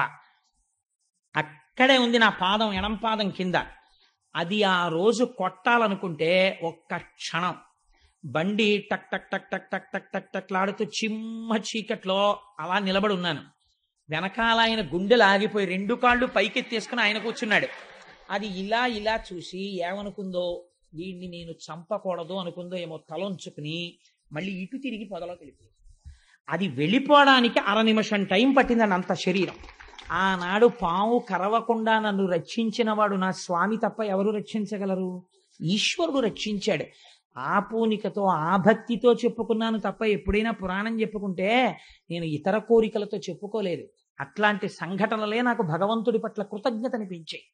కాబట్టి వ్యాళానల వృశ్చికముల పాడైచర రెట్టి జనులు భయ విరహితులై అగ్నిహోత్రంలో కాలిపోయే ప్రమాదాలు రావు. అందుకే ఎప్పుడైనా ప్రమాదాలు ముంచుకొస్తే ఒక మాట చెప్తారు, పోనీ కనీసం చదవడం రాకపోతే ఇలాంటివి హాలాహల భక్షణ కథ. అందుకే ఇలాంటి వాటిని ఏం చేస్తారో తెలుసా అండి, బాగా దీర్ఘంగా చెప్పరు. ఇది ఒక కాగితం పట్టుకుని మీకేమీ రాకపోయినా ఇక్కడ ఉన్నది ఇక్కడ రాసిస్తే చాలు. అగ్నిహోత్రం వలన ప్రమాదం వస్తోందని జాతకంలో ఉంటే ఇది రాస్తే ఏ వేలో కొద్దిగా కాలు వదిలేస్తుంది. అంతంత శక్తులు ఇటువంటి లీలలయందున్నాయి. అది క్షీరసాగర మథనంలో ఆవిష్కరించి వ్యాస భగవానుడు ఫలశ్రుతి చెప్పారు. ఆనాడు స్వామి హాలాహలాన్ని పుచ్చేసుకున్నారు, దేవతలందరూ సంతోషించారు, మళ్ళీ బయలుదేరారు. ఆనందంతో మళ్ళీ పాలసముద్రం దగ్గరికి వెళ్ళిపోయారు. అమ్మయ్యా, మొత్తానికి హాలాహల భక్షణం అయిపోయింది. ఈ పుణ్యమాని పార్వతీ పరమేశ్వరులు ఇద్దరిని చూసేశాం. చిత్రం ఏమిటో తెలుసా అండి, అగ్రపూజ అని ముందు పెద్దవాడికి నమస్కారం చేసి అప్పుడు మొదలు పెడతారు ఏ పూజ అయినా. తప్ప మామూలుగా మొదలు పెట్టకూడదు. ఒక పెద్ద ఆయన్ని ఎవరినో పిలిచి ఆయనకు నమస్కారం పెట్టి మొదలెడతారు. మొదలెడితే ఏమవుతుందో తెలుసా అండి, విఘ్నం రాదు. ఆయన ఒక ఆశీర్వచనం చేస్తాడు, ఆ ఆశీర్వచన బలం కాపాడేస్తుంది. కాబట్టి అందుకే పెళ్లిలో అంతమంది పెద్దలకి నమస్కారం పెట్టిస్తారు. అది జీవన యాత్ర. అన్నాళ్ళు కలిసి ఉండాలి. పెద్దలకి నమస్కారాలు పెట్టి అక్షతలు వేయిస్తారు. కానీ ఇవాళ మన దౌర్భాగ్యం ఏమైపోయిందంటే వాడు బూట్లు వేసుకుని నమస్కారం పెడతాడు. యువతల వాడు ఆశీర్వచనం ఎలా చేస్తాడు? కాబట్టి ఏదో పాపం పోన్లే, వీడి అజ్ఞానము క్షమించబడుగాక అని అక్షత ఇయ్యాలి తప్ప ఆశీర్వచనం చేయడం ఎలా కుదురుతుంది? చెప్పులు వేసుకుని నమస్కారం పెట్టేవాడికి ఆశీర్వచనం ఏంటి? బూట్లు వేసుకుని నమస్కారం పెట్టేవాడికి. అందుకని వాడికి ఆశీర్వచనం చేయడం కుదరదు. వాడు అహంకారంతో ఉన్నాడు. నువ్వు మహాత్యాగి అయితే ఏమో, అయితే కనీస మర్యాద ఏది, కనీస సంస్కారం ఏది? మర్యాద నేర్చుకోవాలి, ప్రయత్నపూర్వకంగా సంస్కారం నేర్చుకోవాలి. ఇది నిన్ను కాపాడేది. కాబట్టి వీళ్ళు మళ్ళీ శ్రీమన్నారాయణుడు చెప్పాడు కదా, మనందరికీ కూడా ముందు హాలాహలం వస్తుంది, బెంగ పెట్టుకోవద్దు, మనం మళ్ళీ వెళ్ళి క్షీరసాగరాన్ని మధించాలన్నాడు. అందుకని అందరూ బయలుదేరి ఇప్పుడు మళ్ళీ వాసుకుని చుట్టి మళ్ళీ క్షీరసాగర మదనం మొదలుపెట్టారు. మొదలుపెట్టి ఉత్సాహంగా, ప్రమాదం వెళ్ళిపోయింది కదా, ఇంకా హాలాహలం వచ్చేసింది, ఇంకా ఏవో వస్తువులు వస్తాయన్నాడు ఆయన. ఓ మాట చెప్పాడు, హాలాహలం వచ్చినప్పుడు భయపడకండి, మళ్ళీ చెప్పండి, కానీ మంచి మంచి వస్తువులు వస్తాయి రే, కానీ వాటి మీద దృష్టి పెట్టుకోకండి అన్నాడు. అవి ఏమిటో చూడాలనుంది, ఇవేమిటో చాలా మంచివి, మన దృష్టి లాగేస్తాయన్నాడు, కానీ అడగద్దన్నాడు. కానీ అసలు అవి ఏమిటో చూద్దాం, ఒక్కొక్కటి వస్తాయని సంతోషంగా తిప్పేస్తున్నారు పాల సముద్రం వంక చూస్తూ. హలాహలం రావడం చూశారు కదా, కాబట్టి ఇప్పుడు కూడా అలాగే వస్తుంది అక్కడి నుంచి అని తిప్పుతున్నారు. తిప్పుతుంటే ఆ ఆనంద సమయంలో అగ్నిహోత్రియనుచు ఆసురభిని దేవమునులు పుచ్చుకొని రిమునిరింగి విభుద సంఘములకు వెర్రవతో ఆధ్వర హవులు పెట్టు కొరకు అవనినాథ. మొట్టమొదట అందులోంచి సురభి కామధేనువు పైకొచ్చింది. ఆ పైకి వచ్చేటప్పుడు మొట్టమొదట వీపు, కొమ్ములు, తల, పృష్ఠభాగం, ఆ అందమైనటువంటి శరీరం, దాని 4 పాదములు, తోక, ఆ కన్నులు, ఆ ముట్టె, ఆ తల కనపడేటట్టుగా కామధేను వచ్చి నిలబడింది. అది కామధేనువు కోరికున్న కోరికలు తీరుస్తుంది. అందరూ నిలబడి నమస్కారం చేశారు ఆ కామధేనువుకి. ఇది విన్నంత మాత్రం చేత శక్తివంతం. ఆ కామధేనువుకి నమస్కరిస్తే దేవమునులు అన్నారు, మహర్షులు, వీళ్ళకి లౌకికమైన కోరికలు ఉండవు, ఇంకా దాన్ని తీసుకొచ్చి పెరట్లో పెట్టి అస్తమానం ఓ కప్పు కాఫీ ఇచ్చే, ఓ కప్పు టీ ఇచ్చే అంటూ ఉండరు. ఈ పాలతో మేము హవిస్సులు అర్పిస్తాం అన్నారు. ఎందుకు ఇస్తారు హవిస్సులు? లోక కళ్యాణార్థం. వాళ్ళు దేవమునులు, వాళ్ళకి కోరికలు ఉండవు, వాళ్ళు చెయ్యాలి. అందుకే బ్రాహ్మణుడికి గోదానం చేశారు అంటారు. ఎందుకో తెలుసా అండి? ఆయన ఏం చేస్తాడు? తోడెట్టుకు పెరుగు తిండం. ఆయన ఓ పట్టుకెళ్ళి శివలింగానికి అభిషేకం చేస్తాడు. చేస్తే ఏమవుతుంది? లింగం చల్లబడుతుంది. శివలింగం చల్లబడితే లోకం అంతా చల్లగా ఉంటుంది. అందుకే ఆవు పాలు పట్టుకెళ్ళి అయ్యగారికి ఇవ్వండిరా కాశిని అంటుంటారు పెద్దలు. కారణం ఏమిటి? దానివల్ల లోకమునకంతటికీ మేలు చేయించినటువంటి పుణ్యంలో 6వ వంతు తన ఖాతాలో పడిపోతుంది వచ్చి. కాబట్టి తేలిక మార్గం ఏడో, బ్రాహ్మడికి పట్టుకెళ్ళి ఆవు పాలు ఇచ్చి అభిషేకం చేసుకోండి అని చెప్పడమే. అందుకనే పట్టుకెళ్ళి ఆవు పాలు ఇస్తూ ఉంటారు. అదండి దాని వెనకాల ఉన్న రహస్యం. అందుకని ఇప్పుడు మొట్టమొదటి ఇది చేసిన వాడు ఎవరు? శ్రీమన్నారాయణుడు చేశాడు. ఇప్పుడు ఈ సురభిని ముందే చెప్పాడు ఆయన, ఎవరు అడక్కండి అని. వీళ్ళకేం తెలుసు, వెర్రేళ్ళు దైత్యులకి అమృతం వస్తుంది తాగుదాని లేరా అనుకున్నారు. ముందు మనం ఇది అడిగితే తర్వాత మీరు అది పుచ్చుకున్నారు కదా, ఇది ఇవ్వనంటాడేమో ఊరుకున్నారు, వాళ్ళ అదృష్టం. ఆయన విష్ణుమాయ కల్పించాడు కూడా. ఆ గోవుని చూసి స్వామి అన్నారు, దేవమునులు పుచ్చుకోండి, మీరు దీని పాలతో హవిస్సులు అర్పిస్తారు, దేవతలు సంతోషించి వర్షాలు కురుస్తాయి, అందరూ బాగుంటారు. ఒక్కడు కోరుకునేవాడికి కామధేనువు కాదు, అందరికీ పనికొచ్చేవాడికి కామధేను ఉండాలి. అందుకని కామధేనువుని దేవమునులకి ఇవ్వండి అన్నారు. దేవమునులు పుచ్చుకున్నారు. పుచ్చుకున్న తర్వాత అప్పుడు మళ్ళీ పాల సముద్రాన్ని చిలకడం మొదలుపెట్టారు. చిలకడం మొదలుపెట్టగానే అందులోంచి ఒక తెల్లటి గుర్రం ఒకటి బయటికి వచ్చింది. దాన్ని ఉచ్చైశ్రవము అంటారు. ఈ ఉచ్చైశ్రవాన్ని చూడగానే ఇంద్రుడికి కించిత్ మమకారం పుట్టింది. గుర్రం చాలా బాగుంది అనుకున్నాడు. శ్రీమన్నారాయణుడు వెంటనే చూసి అన్నాడు, ఊరుకున్నాడు. చూశాడు కదా ఆయన చెప్పిన మాట వినాలని. బలిచక్రవర్తి అడిగాడు. దీనికి వెనకాతల రహస్యం ఏమిటో నేను చిట్ట చెప్తాను. ఆ 10 మాటలు చెప్తున్నాను ఇవాళ, మీకు అనుమానం రాకుండా. ఆ ఉచ్చైశ్రవాన్ని బలిచక్రవర్తి అడిగాడు. రాక్షసులకి రాజు, నాకు కావాలని, నీకు ఇవ్వాలని నేను చూస్తున్నాను అనుకుని తీసుకోన్నాడు స్వామి. అది సచ్చంద్ర పాండురంబై ఉచ్చైశ్రవమనగ దురగ మొగిజనియించన్ పుచ్చుకునియ బలిదైచుండిచ్చకొనండయ్య ఇంద్రుడీశ్వర శిక్షన్. ఈశ్వరుడు వద్దన్నాడు కాబట్టి ఇంద్రుడు అడగలేదు. ఉచ్చైశ్రవాన్ని పుచ్చుకోకూడదు. ఎందుకు పుచ్చుకోకూడదు? ఈశ్వరుడు వద్దన్నాడు. ఒక కథ ఉంది, అది పుచ్చుకోకండి. ఆనాడు వాళ్ళకి కాదు, దేవతలుగా ఉండాలనుకున్న వాళ్ళందరూ ఆ గుర్రాన్ని పుచ్చుకోకూడదు. కామధేనువుని పుచ్చుకో, హవిస్సులకి వాడుకో. ఏమిటి రహస్యాలు తర్వాత చెప్తారు. అందుకని అంటే చివరి వరకు చాలా వస్తాయండి. ఒక్కొక్కటి చెప్తూ కూర్చుంటే పంచమి నాడు లక్ష్మీదేవిని తీసుకురావాలి. అది నా ప్రార్థన. మా తల్లి ఒక్కసారి కనపడాలి ఇవాళ. పంచమి శుక్రవారంతో కలిసి ఉంది ఇవాళ. ఇది విని లక్ష్మీదేవి రాగానే ఇంద్రుడికి దరిద్రం తొలగిపోయింది. దుర్వాస శాపం వల్ల వచ్చినటువంటి శాపం ఇక్కడ చెప్పలేదు భాగవతంలో. దేవీ భాగవతంలో చెప్పారు. ఒక గొప్ప స్తోత్రం ఉంది లక్ష్మీదేవిని ఉద్దేశించి. ఆ స్తోత్రం ఎవరు చెప్తారో వాళ్ళకి దరిద్రం తొలగుతుంది. కొన్ని కోట్ల జన్మలు అనుభవించవలసిన దరిద్రం నశిస్తుంది. ఆ స్తోత్రం ఇవాళ మన అందరం కలిసి చెయ్యాలని నా తాపత్రయం. అందుకని ఆఖరణ చెప్తానంటున్నాను ఈ తత్వం అంతా కలిపి ఒక్కసారి. ఆ తరువాత మళ్ళీ చిలకడం మొదలుపెట్టారు. ఎల్ల ఋతువులందు ఎలవారి పరువమై ఇంద్రువిరుల తోటకేపు తెచ్చి కోరువచ్చు వారి కోర్కెలు ఈడెడు వేల్పుమ్రాను పాల వెల్లి పుట్టే. ఒక బ్రహ్మాండమైనటువంటి కల్పవృక్షం ఒకటి వచ్చింది పాలసముద్రంలోంచి. దానికి ఆ కల్పవృక్షానికి పువ్వులు పూసున్నాయి. ఆ పువ్వులు ఎవరు పెట్టుకుంటారో వాళ్ళకి 5వ తనం తరగదు. దాని మించి వచ్చేటటువంటి గాలి ఎవరు పీలుస్తారో వాళ్ళ ఆరోగ్యం పాడవదు. ఎవరు కల్పవృక్షం దగ్గరికి వెళ్ళి ప్రార్థనలు చేస్తారో వాళ్ళకి ఫలాల రూపంలో కోరికలు తీర్చేస్తుంది. ఇప్పుడు ఈ కల్పవృక్షాన్ని ముందు ఎవరికి ఇచ్చారో తెలుసా అండి? ఇంద్రుడికి ఇచ్చారు. ఎందుకని? ఏమడుగుతాడు ఆ కల్పవృక్షాన్ని చూసి? పోయిన లక్ష్మీ వైభవం కావాలంటాడు. వెనకాల ఏమొచ్చేయాలి? ఇప్పుడు లక్ష్మీదేవి వచ్చేయాలి. కానీ ఈ వచ్చేటటువంటి ఈ కల్పవృక్షానికి లక్ష్మీదేవికి మధ్యలో ఒకటి వస్తుంది. అది ఎంత చిత్రంగా వస్తుందో మీరు చూద్దురు గాని. ఆ కల్పవృక్షాన్ని దేవేంద్రుడికి ఇచ్చారు. ఆయన తీసుకున్నారు.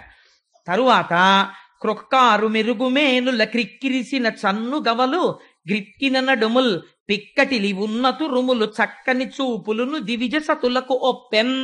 పెద్ద పెద్ద కేశపాశాలు, అపారమైనటువంటి సౌందర్యమూర్తులు, అంతటి అందంతో అప్సరసలు పుట్టారు ఆ పాలసముద్రంలోంచి. ఆ అప్సరసలు దేవకాంతలై దేవనర్తకీమణులై ఉండిపోయారు. అలాగా సరే, వాళ్ళు అలా ఉన్నారు. ఉన్న తర్వాత పాలసముద్రాన్ని ఇంకా చిలకడం మొదలుపెట్టారు.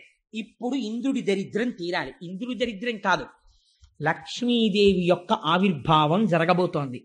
అమ్మవారు క్షీరసాగర మదనంలో పుట్టినప్పుడు ఒక గమ్మత్తు చేసింది. శుక్రవారం పంచమి నాడు పుట్టింది. ఇప్పటికీ పద్మావతి అమ్మవారు కూడా శుక్రవారం పంచమి. అందుకే అమ్మవారికి ఈ మాసాలలోనే ఫిబ్రవరి మార్చిల్లోనే పాల్గొన మాసంలో ఒక గమ్మత్తు చేస్తారు. పద్మావతి తిరుచానూరులో ఏమిటో తెలుసా అండి? సుమంగళి పూజ అని ఒక పూజ ఉంది. పసుపు కుంకాలున్న ఆడవాళ్ళందరూ ఆ రోజున పసుపు తాళ్ళు, నల్లపూసలు, గాజులు, పువ్వులు, పసుపు, కుంకం పట్టుకెళ్ళి అమ్మవారికి ఇస్తారు. 5వ తనం ఉన్న ఆడవాళ్ళందరికీ దానికి ట్రస్ట్లు ఉన్నాయి. పెద్ద పెద్ద కళ్యాణ మంటపాల్లో భోజనం పెడతారు. వాళ్ళందరితో కలిసి లక్ష్మీదేవి వచ్చి కూర్చుని భోజనం చేస్తుంది. ఇప్పటికీ ప్రతి ఏడాది ఇప్పటికీ మనకి తిరుచానూరులో జరుగుతుంటుంది ఉత్సవం. అందుచేతనే అమ్మవారి ఆవిర్భావం జరిగి రేపు కళ్యాణం జరిగిన తర్వాత కాకినాడ పట్టణంలో ఉన్న సువాసినులందరూ కొన్ని కోట్ల జన్మలు అలా పసుపు కుంకాలతో ఐశ్వర్యంతో ఉండి కుటుంబాలని రక్షించుకుని వాళ్ళు ధర్మ మార్గంలో భర్తలు ప్రవర్తించేటట్టు చూడాలనే లక్ష్మీ పూజ ఆదివారం పెట్టుకున్నాం. ఇప్పుడు మళ్ళీ పాలసముద్రాన్ని చిలికారు. తొలుకారు మెరుగుకై వడ్డి తల్లతల్లమని మేను మెర్రయ్య ధగధగమనుచున్ కలుముల నీడెడు చూపుల చెలువంబుల మొదలి టెంకి సిరి పుట్టెన్రుపా. అపాసటి కాంతితో తెల్లటి వస్త్రాలు కట్టుకుని పద్మాననే పద్మభూరు పద్మాక్షి పద్మ సంభవే అని ఆ పాల సముద్రంలోంచి నల్లని కన్నులతో సొగసైన చూపులు ఇలా మాతృవాత్సల్యంతో అందరి వంక చూస్తూ లక్ష్మీదేవి పాల సముద్రంలోంచి ఆవిర్భవించింది. అటువంటి పరమ పవిత్రమైనటువంటి లక్ష్మీదేవి యొక్క ఆవిర్భావము జరిగింది. ఇంకా దేవేంద్రుడికి దరిద్రం ఏమిటండి? అందుకే పోతన గారు ప్రారంభిస్తూనే లక్ష్మీ ఆవిర్భావాన్ని ఎంత గొప్ప మాట వేశారో చూడండి. కలుముల నీడెడు చూపుల, అమ్మవారి చూపుల్లోంచి ఐశ్వర్యం వస్తుంది. అందుకే ఆదివారం నాడు కనకధారా స్తోత్రాన్ని అనుసంధానం చేస్తున్నాం. శంకరాచార్య స్వామి వారి దేవాలయ నిర్మాణం జరిగినప్పుడు అందరికీ కూడా కొన్ని వేల ప్రతులు ముద్ర వేసి పంచిపెట్టారు సత్యనారాయణ రెడ్డి గారు. ఎవరైనా కనకధారా స్తోత్రం లేని వాళ్ళుంటే ఈ రేపట్లోనే జెరాక్స్ చేయించుకుని తెచ్చుకోండి. అమ్మవారి చూపుల గురించి శంకరాచార్యుల వారు ఎంత వర్ణన చేశారో కనకధారలో. ఆ రోజున లక్ష్మీ పూజ చెయ్యగానే అందరం కలిసి కనకధారా స్తోత్రం చేద్దాం ఫలితాన్ని పొందడం కోసమని. అందుకని కలుముల నీడెడు చూపుల, అమ్మవారి యొక్క దృష్టిలోంచి ఐశ్వర్యం కురిసేస్తోందిట. అటువంటి చూపులు చూస్తూ అమ్మవారు మళ్ళీ పాల సముద్రము నుండి చెలువంబుల మొదలి టెంకి సిరి పుట్టెన్రుపా ఆ లక్ష్మీదేవి ఆవిర్భవించినది. ఇప్పుడు పుట్టగానే ఆ తల్లి యవ్వనంలో పుట్టి ఇంద్రుడు వెంటనే కలశస్థాపనం చేసి అమ్మవారిని ఆ దర్శనం చేసి చెప్పినటువంటి స్తోత్రం భాగవతంలో లేదు, కానీ దేవీ భాగవతంలో ఉంది. దానికి పెద్దలు ఒక మాట చెప్తారు. ఈ స్తోత్రాన్ని తెలిసి కాని తెలియక కాని ఎవరైనా కొన్ని రోజుల నియమం ఉంది, చేస్తే వాడికి ఎంత ఐశ్వర్యం వెళ్ళిపోతుందంటే వాడు భూమండలాన్ని శాసించే చక్రవర్తిత్వానికి వెళ్ళిపోతాడు. తెలిసో తెలియకో చేసిన వాళ్ళే అటువంటి ఐశ్వర్యవంతులయ్యారు.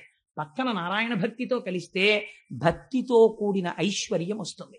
సరే, అందుచేత అటువంటి తల్లి ఆవిర్భావాన్ని ఇవాళ మనం అందరం మనస్సులో దర్శనం చేసి తెల్లటి చీర కట్టుకుని పచ్చటి ముఖంతో బంగారు రంగుతో మెరిసిపోతూ నల్లటి జుత్తుతో కబరీబంధం నిండా చెంగల్వ పూలు, ఆ తర్వాత చక్కటి సంపంగి పూలు, మల్లెపూలు, జాజి పూలు అలంకారం చేసుకుని మెడ నిండా హారాలు వేసుకుని ఇలా చేతితో ఐశ్వర్యాన్ని కురిపిస్తూ వరదముద్ర పట్టి నీ కోరికలు తీరుస్తాను సుమా అని అందరికీ అభయం ఇస్తూ 2 పాదములు ఇలా కలిపి పద్మాసనం వేసుకుని అయ్యో బిడ్డలందరూ నా పాదాలు చూడాలనుకుంటున్నారని మన కోసమని అమ్మవారు తన కుడి పాదాన్ని కిందికి చాపి ఆ పచ్చటి పాదం, ఎర్రటి వేళ్ళు, తెల్లటి గోళ్ళు, దానికి అలంకారం చేయబడిన పసుపు, చుట్టూ ఉన్న లత్తుక, అమ్మ పాదాల మీద పూజ చేయబడిన పువ్వులు,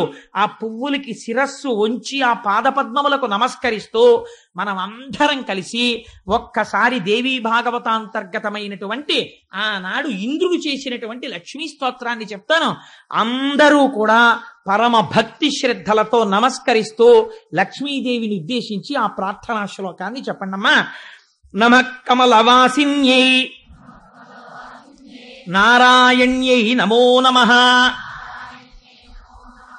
కృష్ణ ప్రియాయై సతతం. నీటిలో ఉండేటటువంటి కప్పలు పాలసముద్రంలోంచి పైకి లేచాయి అన్నారు క్షీరసాగర మథనంలో, ఇందాక చెప్పాను కదా.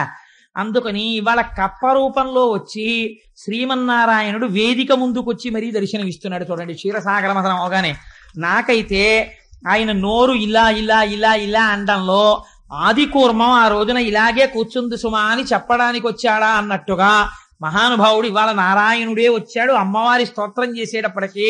ఒరే, నేను మీ అందరికీ ప్రత్యక్ష దర్శనం ఇస్తున్నాను, క్యాంప్ చేశాడన్నావు కదా, ఇదిగో మీకు దర్శనం ఇస్తున్నానని కనబడ్డాడు. కానీ ఉపన్యాసం అయిన తర్వాత ఆయన మీద పడిపోయి నమస్కారాలు చేసేయకండి, ఆయనకి ఇబ్బందిగా ఉంటుంది. చల్లని వాడు కదా, మీకు చెప్పాను కదా, ఎన్ని కష్టాలున్నవాడు ఆయన్ని పుట్టుకుంటే చల్లగా ఉంటుందని. కప్ప చల్లగా ఉంటుందండి. కప్ప రూపంలో వచ్చాడు, నీళ్లలో ఉండగలడు, భూమి మీద ఉండగలడు, ఉభయచరంగా వచ్చాడు.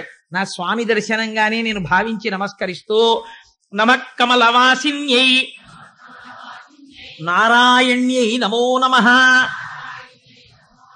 కృష్ణ ప్రియాయై సతతం మహాలక్ష్మీ నమో నమః పద్మపత్రేక్షణాయై చ పద్మాస్యాయై నమో నమః పద్మాసనాయై పద్మిన్యై వైష్ణవ్యై చ నమో నమః సర్వసంపత్స్వరూపిణ్యై సర్వాధారాయై నమో నమః హరిభక్తి ప్రదాత్రీ చ హర్షదాత్ర్యై నమో నమః కృష్ణవక్షస్థితాయై చ కృష్ణేశాయై నమో నమః చంద్రశోభాస్వరూపాయై రత్నపద్మే చ శోభనే సంపత్వధిష్టాతృదేవ్యై సంపత్వధిష్టాతృదేవ్యై అంటే సంపత్తికి అధిష్టానమైనటువంటి దేవత, ఐశ్వర్యమునివ్వగలిగినది. సంపత్ అధిష్టాతృదేవ్యై మహాదేవ్యై నమో నమః నమో బుద్ధిస్వరూపాయై బుద్ధిదాయ్యై నమో నమః యథా మాత స్తనాంధానాం శిశూనాం శైశవే సదా. అంటే ఎంత గొప్ప స్తోత్రమో చూడండి, ఎలా పూర్తి చేస్తున్నారో. యథా మాతా స్తనాం ధానాం శిశూనాం శైశవే సదా. అంటే పిల్లవాడు శిశువుగా ఉన్నప్పుడు ఆ శిశువుగా ఉన్న బిడ్డణ్ణి బ్రతికించగలిగిన శక్తి ప్రపంచమునందు అమ్మ పాలు తప్ప వేరొకటి లేదు. ఈ లోకమునందు నేను సుఖశాంతులతో ఉండడానికి ఐశ్వర్యము తప్ప వేరొక దిక్కు లేదు. అందుకని ఐశ్వర్యము ఉండవలసినదే, ప్రయత్నపూర్వకంగా నిరసించకూడదు, తృప్తి ఉండాలి. అందుకని అమ్మా, ఆనాడు బిడ్డడైనందుకు వాత్సల్యముతో అమ్మ పాలిచ్చి బ్రతికించినట్టు సమస్త లోకములకు తల్లివైన నువ్వు కూడా దయతో మాకు ఐశ్వర్యమునిచ్చి కాపాడు. ఎంత గొప్ప మాటతో పూర్తి చేశాడో చూడండి ఇంద్రుడు.